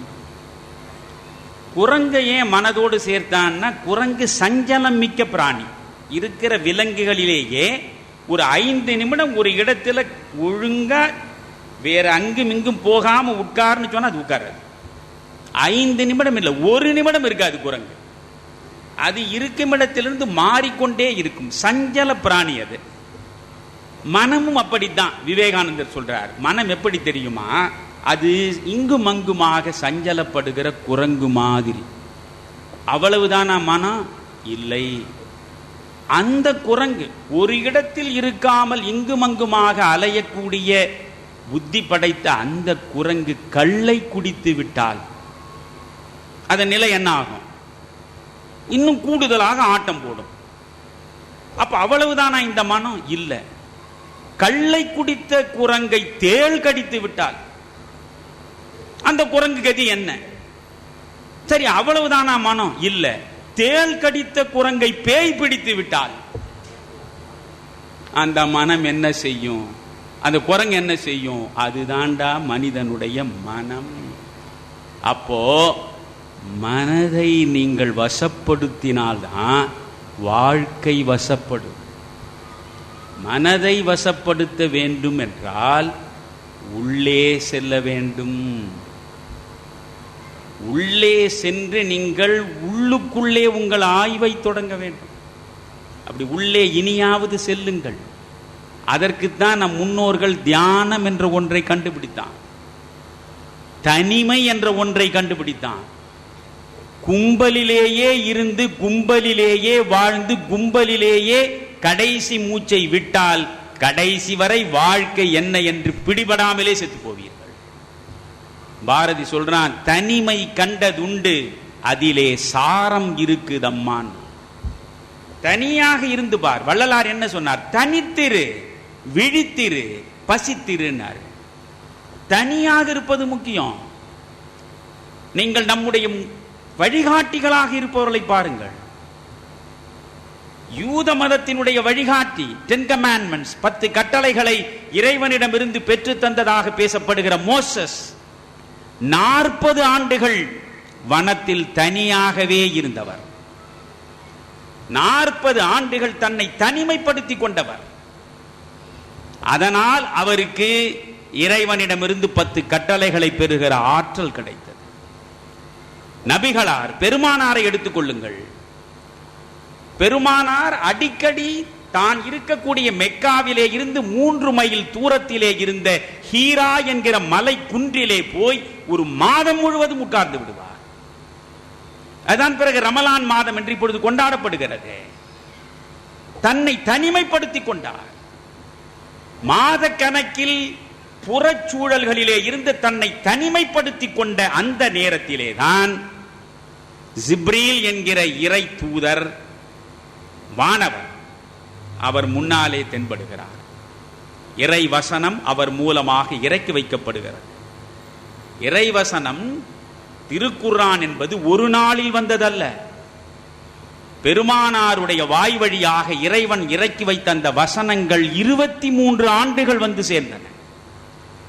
23 ஆண்டுகள் வந்ததனால தான் நீங்கள் அந்த திருமறைக்குள்ளே போனால் வியக்கக்கூடிய அளவுக்கு பல செய்திகள் இருக்கின்றன. அவற்றையெல்லாம் விரிவாக பேசுவதற்கு நேரம் இல்லை. புத்தர் 2600 ஆண்டுகளுக்கு முன்னால் தனியாக இருந்தவன். 6 ஆண்டுகள் காட்டில் தனியாக சுற்றியவன். அவன் தான் தியானம் இருந்தான். பெருமானார் தியானம் இருந்தார். மோசஸ் தியானத்தில் இருந்தார். சீனாவின் மிகப்பெரிய தத்துவ ஞானி என்று பேசப்படுகிற லயோட்சு தியானத்திலே தான் இருந்தான். தியானம் என்பது முக்கியமானது. நீங்கள் தியானம் என்பது வேறு, மௌனம் என்பது வேறு. நான் ஏற்கனவே சொன்னேன், பலவற்றிற்கு நமக்கு அர்த்தம் புரியாதுன்னு. இப்பொழுது நீங்கள் யோசியுங்கள், தியானம் மௌனம் ரெண்டுக்கு என்ன வேறுபாடு? உங்களிடம் நான் கேட்கிறேன், நிர்வாணம் அம்மனம் இரண்டுக்கும் என்ன வேறுபாடு? உங்களுக்கு யாருக்காவது தெரியுமா? நிர்வாணம் அம்மனம் 2 சொல் இருக்க, ரெண்டும் ஒரே அர்த்தம் தானா இல்ல வேறு வேறா? ரெண்டும் வேறு வேறு. எப்படின்னா, நீங்களும் நானும் இப்ப குளிக்கிறோம், அப்ப நாம் நிர்வாணமாக நிற்கிறோம் என்று சொல்ல முடியுமா? முடியாது. நீங்களும் நானும் நிர்வாணமாகவே இருப்பதில்லை, நாம் அம்மனமாக இருக்கிறோம். ஆனால் எந்த இடத்தில் நீங்கள் புத்தர் மகாவீரர் சிலைகளை பாருங்க, அவர்கள் என்ன எப்படி இருப்பாங்க? பிறந்த மேனியாக இருப்பார்கள் இல்லையா? ஆடை உடுத்திய நிலையில நீங்கள் பார்க்க முடியாது அந்த சிலைகளை. அப்ப அவர்கள் எப்படி இருக்கிறார்கள்? அம்மனமாக இருக்கிறார்களா? இல்ல, அவர்கள் நிர்வாணமாக இருக்கிறார்கள். என்னடா இவன் ரொம்ப குழப்பறான்? நாம இருந்தா அம்மனம், அவர்கள் இருந்தால் நிர்வாணமா? அப்ப அம்மனம் வேறு நிர்வாணம் வேறா? ஆமா. அம்மனம் என்றால் என்ன, நிர்வாணம் என்றால் என்ன? ஆடையற்று இருப்பதற்கு பெயர் அம்மனம், ஆசையற்று இருப்பதற்கு பெயர் தான் நிர்வாணம். அவர்கள் ஆசையற்றவர்கள், நாம் வெறும் ஆடையற்றவர்கள். நிர்வாணம் என்றால் தமிழில் அணைதல் என்று பொருள். அடுப்பில் இருந்து விறகை வெளியே எடுத்து விட்டால் எரிவது அடங்கிவிடும். மனதிலே இருந்து ஆசைகளை அகற்றிவிட்டால் மனம் நிர்வாணம் அடைந்துவிடும். எனவே இந்த மனம்தான் மிக முக்கியமானது. இந்த மனதுக்குள்ளே செல்லுங்கள். ஒரு காலையில் ஒரு அரை மணி நேரம், மாலையில் ஒரு அரை மணி நேரம் தயவு செய்து தனியாக இருங்க. ஏதோ இன்னைக்கு நான் வந்தேன், நீங்கள் ஒரு 100 பேர் அமர்ந்து கேட்டீர்கள், ஒரு சுகமான பேச்சு கச்சேரியை கேட்ட நினைவோடு போனால் ஒரு பயனும் இல்லை. இன்று இல்லை, நாளை முதல் செய்யுங்க. நான் செய்வதைத்தான் உங்களுக்கு சொல்வேன், செய்யாததை சொல்ல மாட்டேன். என் அனுபவத்தில் கண்டு தேர்ந்து தெளிந்ததை தான் நான் கடைபரப்புவேன். ஒரு அரை மணி நேரம் காலையில் கண்ணை மூடுங்க, மாலையில் அரை மணி நேரம் கண்ணை மூடுங்க. இருளும் ஒளியும் சந்திக்கிற இடம் ஒன்று காலையில், இன்னொன்று மாலையில். அந்த அந்தி பொழுது கண்ணை மூடுங்க, தனியா உட்காருங்க, உள்ளே செல்லுங்க. இப்பொழுது இந்த தியானம் என்கிற பொழுது பல பேர் உங்களுக்கு ரொம்ப பயங்காட்டுவான். சார் தியானம் எல்லாம் ரொம்ப, அதெல்லாம் நம்ம செய்ய முடியாது சார், அதெல்லாம் தபசிகள் செய்யறது, துறவிகள் செய்யறது, என்ன விளையாட்டா அது தியானம் என்பது அப்படின்னு இவங்க உங்களுக்கு பயங்காட்டுவான். பயங்காட்டுறதுக்குன்னே வார்த்தைகளை வச்சிருக்கான்ல, வார்த்தை அதுதானே நமக்கு மந்திரம். அதை வச்சு என்ன விளையாட்டுவோம்னா விளையாடலாம். இப்போ நீங்க என்ன சொல்வாருங்க, ஒரு சித்தரிடம் நீங்க போய், நானும் தியானம் இருக்கிறேன், வா உனக்கு நான் கற்றுக் கொடுக்கிறேன், இதோ பார் 7 சக்கரங்கள் இருக்கு, உன்னுடைய முதுகு தண்டினுடைய கீழ் முனையிலிருந்து மூளையின் உச்சி வரை 7 சக்கரங்கள் இருக்கு. மூலாதாரம், சுவாதிஷ்டானம், மணிபூரகம், அநாகதம், விசுத்தி, ஆக்ஞை, சகஸ்ரம், 7 சக்கரம் இருக்கு. நீ மெல்ல கண்ணை மூடி உள்ளே சென்று மனதை ஒருமைப்படுத்தி சக்கரம் சக்கரமாய் உயிர் சத்தை ஏற்றிக்கொண்டே வர வேண்டும். அப்படியே உயிர் சத்தை ஏற்றிக்கொண்டே மூலாதாரம், சுவாதிஷ்டானம், மணிபூரகம், அநாகதம், விசுத்தி, ஆஞ்ஞை, சகஸ்ரம் வரைக்கும் வந்து சகஸ்ரத்திலிருந்து வெளியேறணும். இப்ப நீங்கெல்லாம் சீடர்கள், இப்பொழுது நான் சித்தன் சொல்லி நிற்கன்னு வச்சுங்க. சகஸ்ரத்திலிருந்து வெளியேறணும். ஏன் வெளியேறணும்? சகஸ்ரத்திலிருந்து நீங்கள் வெளியேறினால் துரியாதீதம் அடைவீர்கள். துரியாதீதம் என்றால் என்ன தெரியுமா?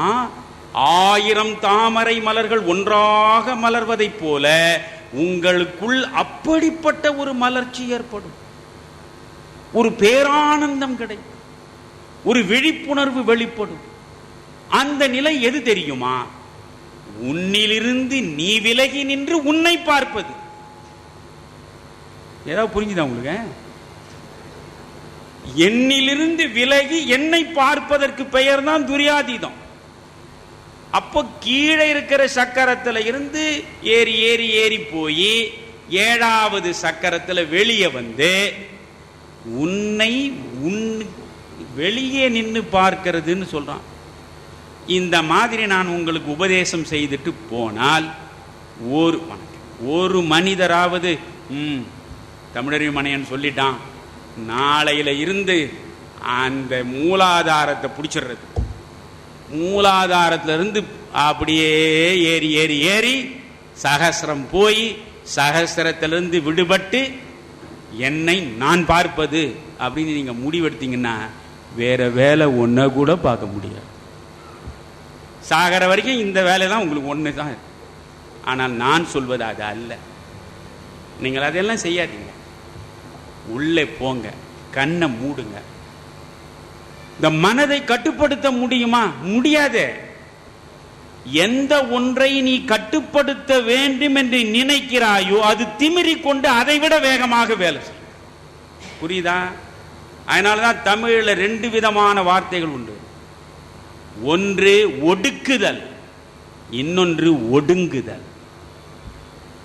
ஒடுக்குனீங்கன்னா அது கீழே அடித்த பந்து முன்னை விட வேகத்தோடு மேலே வருவதை போல வரும்.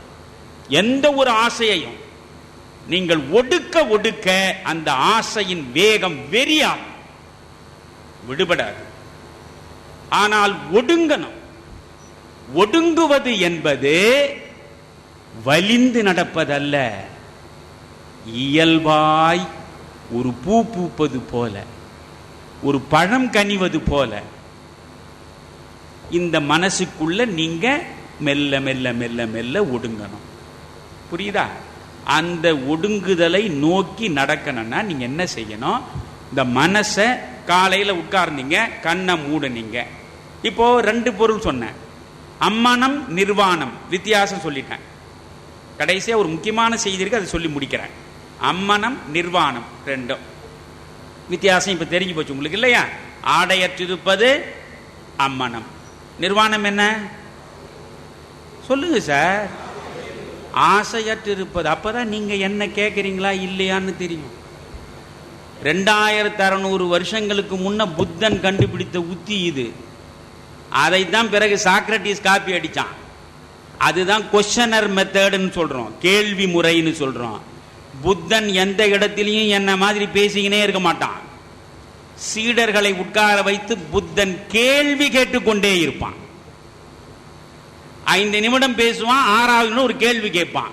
எந்த நேரத்தில் எவனிடம் கேள்வி வந்து விழும் என்று எவனுக்கு தெரியாததனால் அத்தனை பேரும் விழிப்புணர்வு அலர்ட்டா இருப்பான். அப்ப நீங்க physically present and mentally absent ஆள் மட்டும் என் எதிர்க்க உட்கார்ந்து இருக்கிறீங்க, உங்க சிந்தனை பூரா எங்கேயோ இருந்தா இவ்வளவு பேர் இருந்து பயன் இல்லையே. அதனால அம்மனம் நிர்வாணம் வேறுபாடு புரிஞ்சுது. இப்போ தியானம் மௌனம், இந்த 2க்கும் வேறுபாடு என்ன? மௌனம் என்பது வார்த்தையற்றிருப்பது. வார்த்தை இல்லாம வாயை மூடின்னு தான் மௌனம். மௌனம் என்பது வார்த்தையற்றிருப்பது, தியானம் என்பது மனமற்றிருப்பது. எல்லா பிரச்சனைக்கும் எது காரணம்? மனம். அப்ப பிரச்சனைகளே இல்லாத வாழ்வு உங்களுக்கு வர வேண்டும் என்றால் மனமற்ற நிலையை அடையணும். மனமற்ற நிலையை அடைவது என்றால் நீங்கள் இந்த மனதுக்குள் ஓடுகிற சிந்தனை குதிரையை கட்டி பிடிக்க முடியாது, அது ஓடும். நான் சொல்வது எந்த சிந்தனையும் போல அதை அடக்கி என்று நான் சொல்ல மாட்டேன். விடு, வசதிக்கு விடு. கண்ணை மட்டும் மூடி தனியாக உட்கார். 30 நிமிடம் காலையில், 30 நிமிடம் மாலையில்.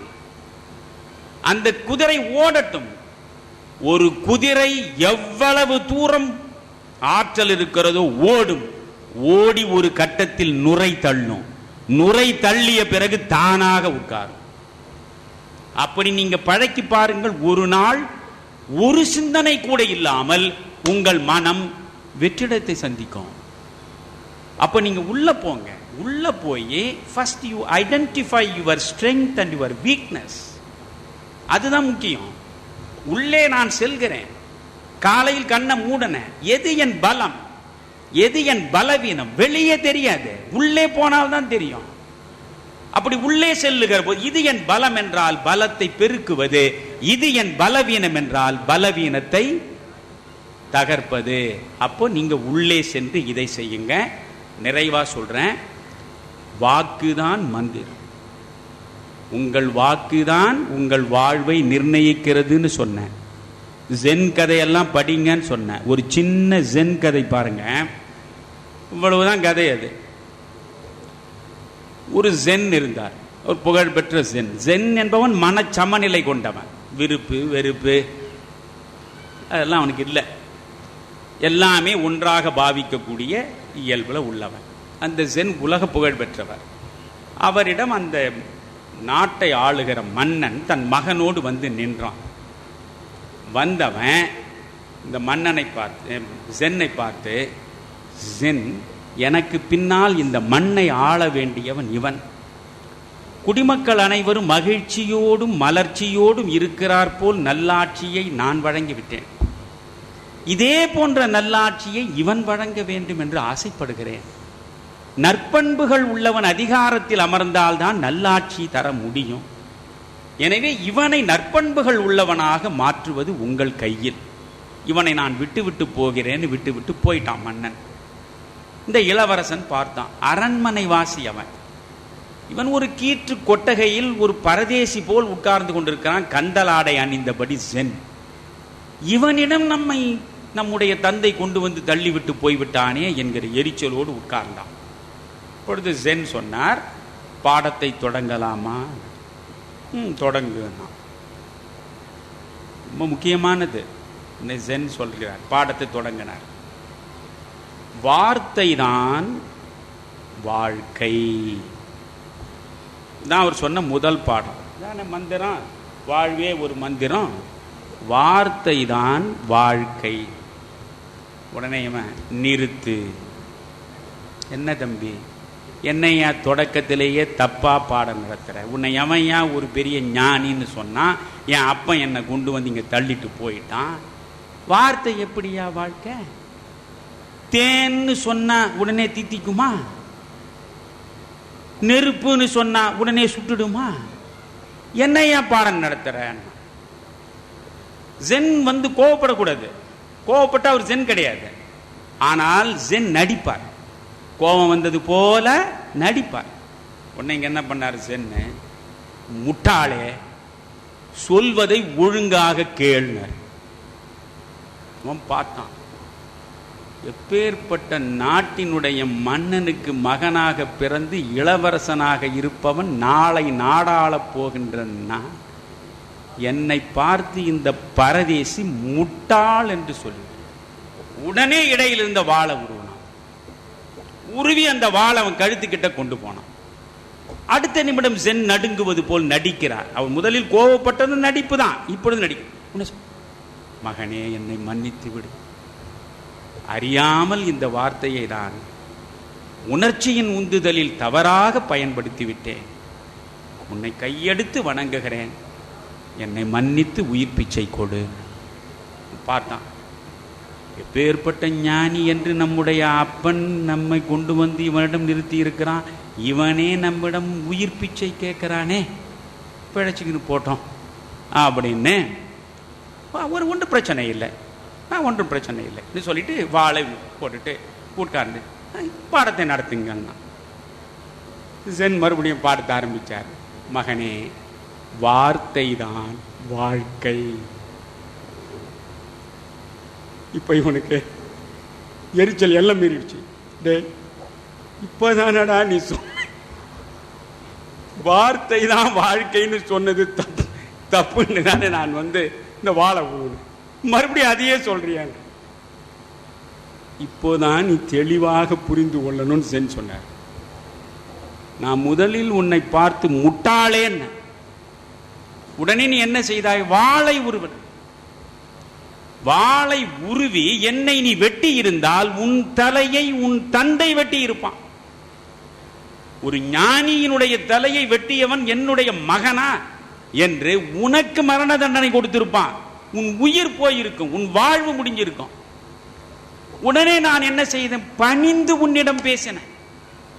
பணிவாக நான் பேசியதுமே நீ மனம் குழைந்து உன் சினம் தணிந்து உட்கார்ந்து விட்டாய். இப்பொழுது உன் உயிர் பிழைத்துக் கொண்டது. உன் உயிர் பறிபோவதற்கு முதலில் காரணமாக இருந்தது நான் முதலில் சொன்ன வார்த்தை. உன் உயிர் தழைத்தது நான் பிறகு சொன்ன வார்த்தை. இப்பொழுது புரிகிறதா? வார்த்தை தான் வாழ்க்கை என்று. நம் வார்த்தை தான். ஒரே வார்த்தையை டோன்ல மாத்தி நீங்க சொல்றதுலே தெரிஞ்சிடும். முட்டாள் அப்படின்னு சொன்னீங்கன்னா, யாரடா சொன்னா அதையே மென்மையா, என்னப்பா முட்டாள் மாதிரி பேசுற அப்படின்னு இனிமையா சொல்லி பாருங்க, ஒண்ணும் இல்லை அப்படின்னுமா. குரலை நீங்க எப்படி உயர்த்துறீங்க தாழ்த்துறீங்க, அதுல தான் உங்க வாழ்வே இருக்கு. உங்க வார்த்தையை எப்படி பயன்படுத்துறீங்க, அதுல தான் உங்க வாழ்வே இருக்கு. அப்போ வாழ்வு தான் உங்களுக்குன்னா அதை நிர்ணயிப்பது எது? வார்த்தை. உங்கள் வாழ்வையே நிர்ணயிப்பது வார்த்தைனா அந்த வார்த்தையை விட மந்திரம் வேற எதுவுமே கிடையாது இல்லையா? நிறைவாக ஒரு முக்கியமான ஒரு செய்தி, 1,00,000 பேர் இருந்தால் தான் நான் சொல்லுவேன். ஆனா பரவாயில்ல, உங்களையும் 1,00,000 பேரா பாவித்து இதை சொல்லிட்டு போறேன். என்ன நான் தொடங்கும் போது என்ன சொன்னேன்? வாழ்வை நாம் வாழவே இல்லை, வாழ்க்கை என்றால் என்னவென்று நாம் புரிந்து கொள்ளவே இல்லைன்னு. எது வாழ்க்கை? இதான் கேள்வி. தொடக்கத்தில் கேள்வி வைத்தேன், முடிவில் பதிலை தந்துவிட்டு விடைபெறுகிறேன். எது வாழ்க்கை? ஒரு கற்பனையான ஒரு கதை. சொர்க்கத்திற்கு 3 பேர் போனார். ஒருவர் சமணர், ஜெயின்.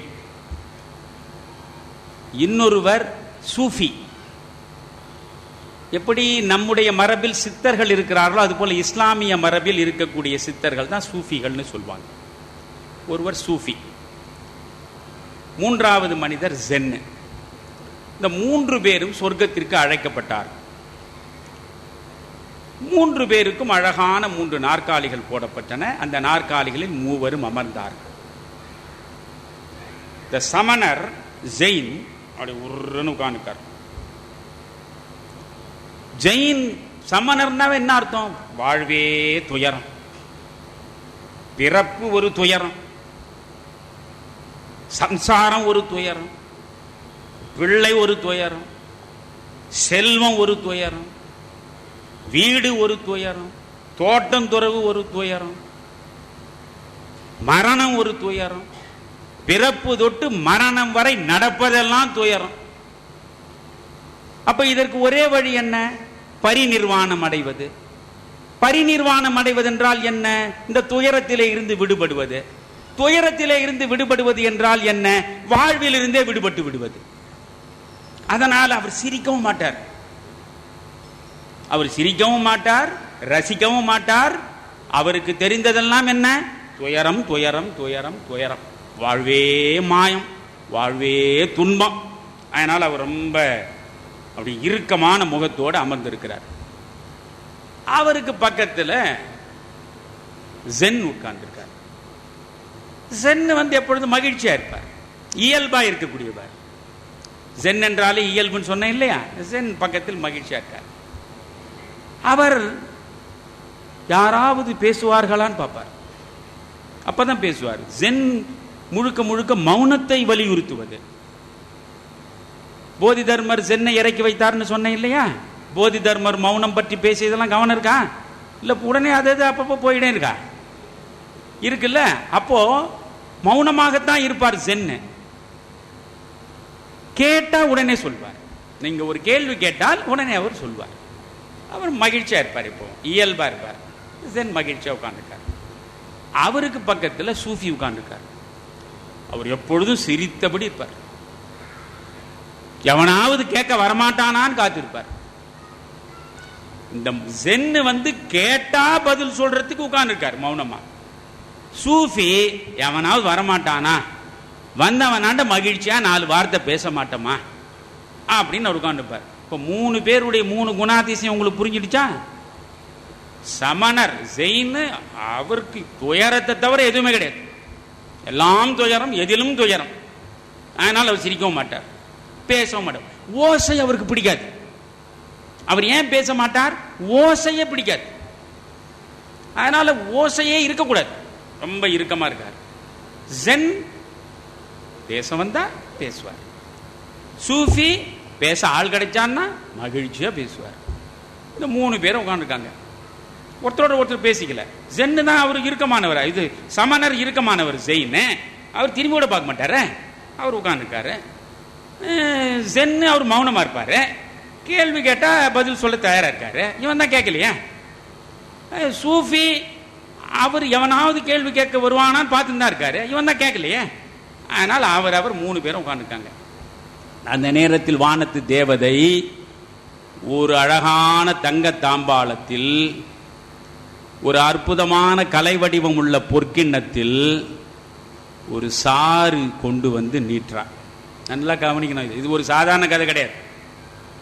நீங்க பெற்ற பெரும் பயன்னு நினைச்சுக்கின்னு போங்க. இந்த சாரை கொண்டு வந்தா முதல்ல இந்த ஜெயினை பார்த்தா, இது வாழ்க்கை என்னும் ஜீவரசம். நல்லா கவனிக்கணும், இந்த கோப்பையில் இருப்பது வாழ்க்கை என்னும் ஜீவரசம், இதை நீங்கள் அருந்த வேண்டும்னு அப்படி நீட்டினான். உடனே ஜென் அவரை பார்த்தார், சமணர் பார்த்தார், ஜெயின் அப்பால போ, அது வாசனை கூட நாசிக்குள்ள வரக்கூடாது, எல்லாமே துயரம், வாழ்வே துயரம், அதில் என்ன வாழ்க்கை ஒரு ஜீவரசம், தூக்கின போ, அது கசக்கும்னு எனக்கு நல்லா தெரியும் அப்படின்னார். பக்கத்தில் இருக்கிற ஜென்னு யோசிக்கிறார், என்ன முட்டாளிவன், குடிச்சு பார்க்காமையே கசக்கோன்றானே, அனுபவிக்காமலேயே துயரம்னு முடிவுக்கு வரானே, இது சரியில்லையே அப்படின்னு யோசித்த ஜென், அவர் இப்பொழுது இயல்பா இருக்கிறவர் இல்லையா, அதை எடுத்தாரு, அப்படி மெல்ல கொஞ்சம் குடிச்சிட்டு வச்சுட்டார். ஏன் தெரியுமா, ஜென் என்பது புத்திசம், புத்திசம் பேசுவது நடுப்பாதை, போனால் ரொம்ப நேரம் ஆகிடும், அதனால் அங்கெல்லாம் போகல நான், மிடில் பாத் இஸ் கோல்டன் பாத்ன்னுவான். நீங்கள் நடுப்பாதையில் நட என்பது தான் வாழ்வில் மிக முக்கியமானது. இவ்வளோ காலமாக தெரியாமல் நம்ம சாலையில் ஓரமாக இல்லை நடந்து போயின்னு இருந்தோம், மணியன் இப்போதான் சொல்லியிருக்கான், இனி நாளை முதல் நடுப்பாதை தான். அந்த நடுப்பாதை இல்லை, வாழ்க்கை வீதியில் நாம் நடக்க வேண்டியது நடுப்பாதை. புத்தர் கண்டெடுத்தது அதுதான்.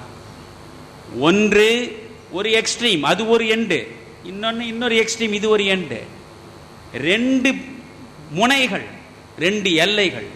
ஒரு எல்லை எது, வாழ்வே துயரம், இந்த ஜென் மாதிரி, இந்த சமணர் மாதிரி, ஜெயின் மாதிரி, வாழ்வே துயரம், எந்த ஒன்றையும் அனுபவிக்காமல் எல்லா ஆசைகளையும் துறந்து தள்ளிவிட்டு துறவியாக நிற்பது ஒரு முனை, அது வாழ்வா கிடையாது.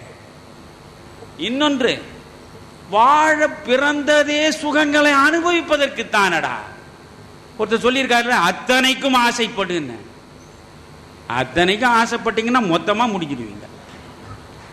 அத்தனைக்கும் ஆசைப்படுன்னு சொல்லிட்டாரப்பா அவரு, அதனால இருக்கிற அத்தனைக்கும் ஆசைப்படுவது என்று தொடர்ந்து நீங்கள் ஆசை ஆசை ஆசை என்றதன் பின்னாலேயே ஓடிக்கொண்டிருந்தால் சத்தியமாக உங்களுக்கு சீரழிவு தான். எல்லா இன்பங்களையும் அனுபவிக்க வேண்டும் என்பது ஒரு எல்லை, எந்த இன்பமும் தேவையில்லை என்று மறுதளிப்பது ஒரு எல்லை. இந்த இரண்டிலும் வாழ்வு இல்லை. அப்படி என்றால் வாழ்வு எங்கே இருக்கிறது, நடுப்பாதையில் இருக்கிறது. நடுப்பாதை என்பது என்ன, அளவாக அனுபவிப்பது, எந்த ஒன்றையும் அளவாக அனுபவிப்பது. 5 விஷயங்கள்ல அளவு இருக்கணும். ஒன்று உழைப்பு, உழைப்பும் அளவாக இருக்கணும். உழைக்காமலே இருந்தா வளர்ச்சியே இல்லை. வளர்ச்சி என்பது உழைப்பில் தான் வரும் என்று உழைத்து கொண்டே இருந்தா மூச்சு இல்லை. தொடர்ந்து ஒருத்தன் இரவு பகல் பார்க்காம உழைத்து கொண்டே இருந்தா என்ன ஆகும், முடிஞ்சு போ. மிதமாக உழைப்பு இருக்கணும், உடல் உழைப்பு. மிதமாக உணவு இருக்கணும், உண்ணாமலும் இருக்கக்கூடாது, உண்டு கொண்டேவும் இருக்கக்கூடாது. மிதமான உணவு, மிதமான உறக்கம். கும்பகர்ணனை போல உறங்கிக் கொண்டே இருக்கக்கூடாது, இலக்குவனை போல உறங்காக 12 வருஷம் காத்து நிற்கவும் கூடாது. ஆக மிதமான உழைப்பு, மிதமான உணவு, மிதமான உறக்கம், மிதமான உடல் இன்பம். அதை நான் விளக்க வேண்டிய அவசியம் இல்லை. மிதமான உடல் இன்பம், மிதமான சிந்தனை. சிந்தனை கூட எப்பொழுதும் இதே சிந்திச்சு சிந்திச்சு பிறகு மூளை சூடாகி வெடிச்சிடும். எல்லாவற்றையும் இந்த 5 விஷயங்களிலும் மிதமாக இருக்கணும். மிதம் என்றால் என்ன, நடுப்பாதையில் நடக்கணும், அதான் நடுப்பாதை. இப்போ குடிக்காமலே இருந்துட்டார் அவர், அது ஒரு எல்லை. மொத்தமா குடிச்சிட்டா அது இன்னொரு எல்லை. இவர் ஜென், புத்திசத்திலிருந்து வந்தது நடுப்பாதை. அதனால எடுத்தார், கொஞ்சம் குடித்தார், வச்சுட்டார். வச்சுட்டு ஜென்னை, அந்த ஜெயினை பார்த்து சொல்றார், நீங்க சொன்னது சரிதான், கசக்க தான் செய்தது, ஆனா குடிக்காமலே நீங்க அப்படி ஒரு முடிவுக்கு வந்தது தப்பு. இப்ப நான் பாருங்க கொஞ்சம் குடிச்சு பார்த்தேன், இது கொஞ்சம் கசக்குதுன்னு தெரிஞ்சது, வச்சுட்டேன், இதுதான் சரி, நீங்க செஞ்சது தப்பு அப்படின்னு இவர் அந்த ஜெயினாண்ட வாதம் பண்ணார். இந்த தேவதை அடுத்து இந்த பொற்கிண்ணத்தை கொண்டு பக்கத்தில் சூஃபி உட்கார்ந்துருக்காருல்ல, அவரிடம் கொடுத்தார். இங்கே தான் கவனிக்கணும், நீங்கள் கொடுத்தார். அவர் எடுத்தார், குடித்தார், முடித்தார், கிண்ணத்தை வைத்தார், பேசாமல் இருந்தார். எடுத்தார், மொத்தமாக குடிச்சிட்டார். மறுபடியும் கிண்ணத்தை வச்சுட்டு பேசவே இல்லை அவர். இந்த ஜெயின் பார்க்குறான், என்னடா மொத்தமாக குடித்தான், வாயை திறக்காமல் இருக்கான். சூஃபி பார்க்குறாரு, நாமாவது குடிச்சிட்டு நம்முடைய கருத்தை வெளிப்படுத்தணும், இவன் மொத்தமாக குடித்தான், ஒன்றுமே சொல்லலையே. 2 பேருக்கும் வியப்பு. 2 பேரும் சேர்ந்து அவரை பார்த்து, ஏயா எடுத்து மொத்தமாக குடிச்சிட்டு கல்லூலி மங்க மாதிரி உட்கார்ந்துருக்கிய, என்னதான் இது குடிச்சு என்னதான் முடிவு? அவர் ஒன்னே சொன்னாரு, வாழ்க்கை என்னும் ஜீவரசத்தை கொஞ்சம் கொஞ்சமாக குடிக்கக்கூடாது. வாழ்க்கையில் எது எதுவோ வரும், இதில் இதை மட்டும்தான் நான் ஏற்பேன், இதை நான் ஏற்க மாட்டேன் என்று ஒன்றை எடுத்துக்கொண்டு இன்னொன்றை தவிர்ப்பதற்கு பெயர் இல்லை வாழ்க்கை. வாழ்க்கை என்பது மொத்தமாக வருவது. அதில் இன்பமும் இருக்கும், அதில் துன்பமும் இருக்கும். துன்பமே இல்லாத இன்பத்தை மட்டும்தான் நான் தனியாக பிரித்து அனுபவிப்பேன்னா இடம் கிடையாது. இன்பமே இல்லாமல் துன்பங்கள் மட்டும்தான் இருக்குமான்னா அதுவும் கிடையாது. இரண்டும் கலந்ததுதான் வாழ்க்கை. வருவதை இயல்பாக ஏற்றுக்கொள்ள வேண்டும். எதையும் நீ வாழ்க்கை பாதையில் வலிந்து திணிக்காதே, எந்த ஒன்றையும் வலிந்து திணிக்காதே, எந்த ஒன்றையும் வலிந்து மறுக்காதே. வருவதை இயல்பாக ஏற்றுக்கொள். என்னிடம் கொடுத்தாள், கொடுத்தது வாழ்க்கை என்னும் ஜீவரசம், அதை முழுவதுமாக குடித்து விட்டேன்.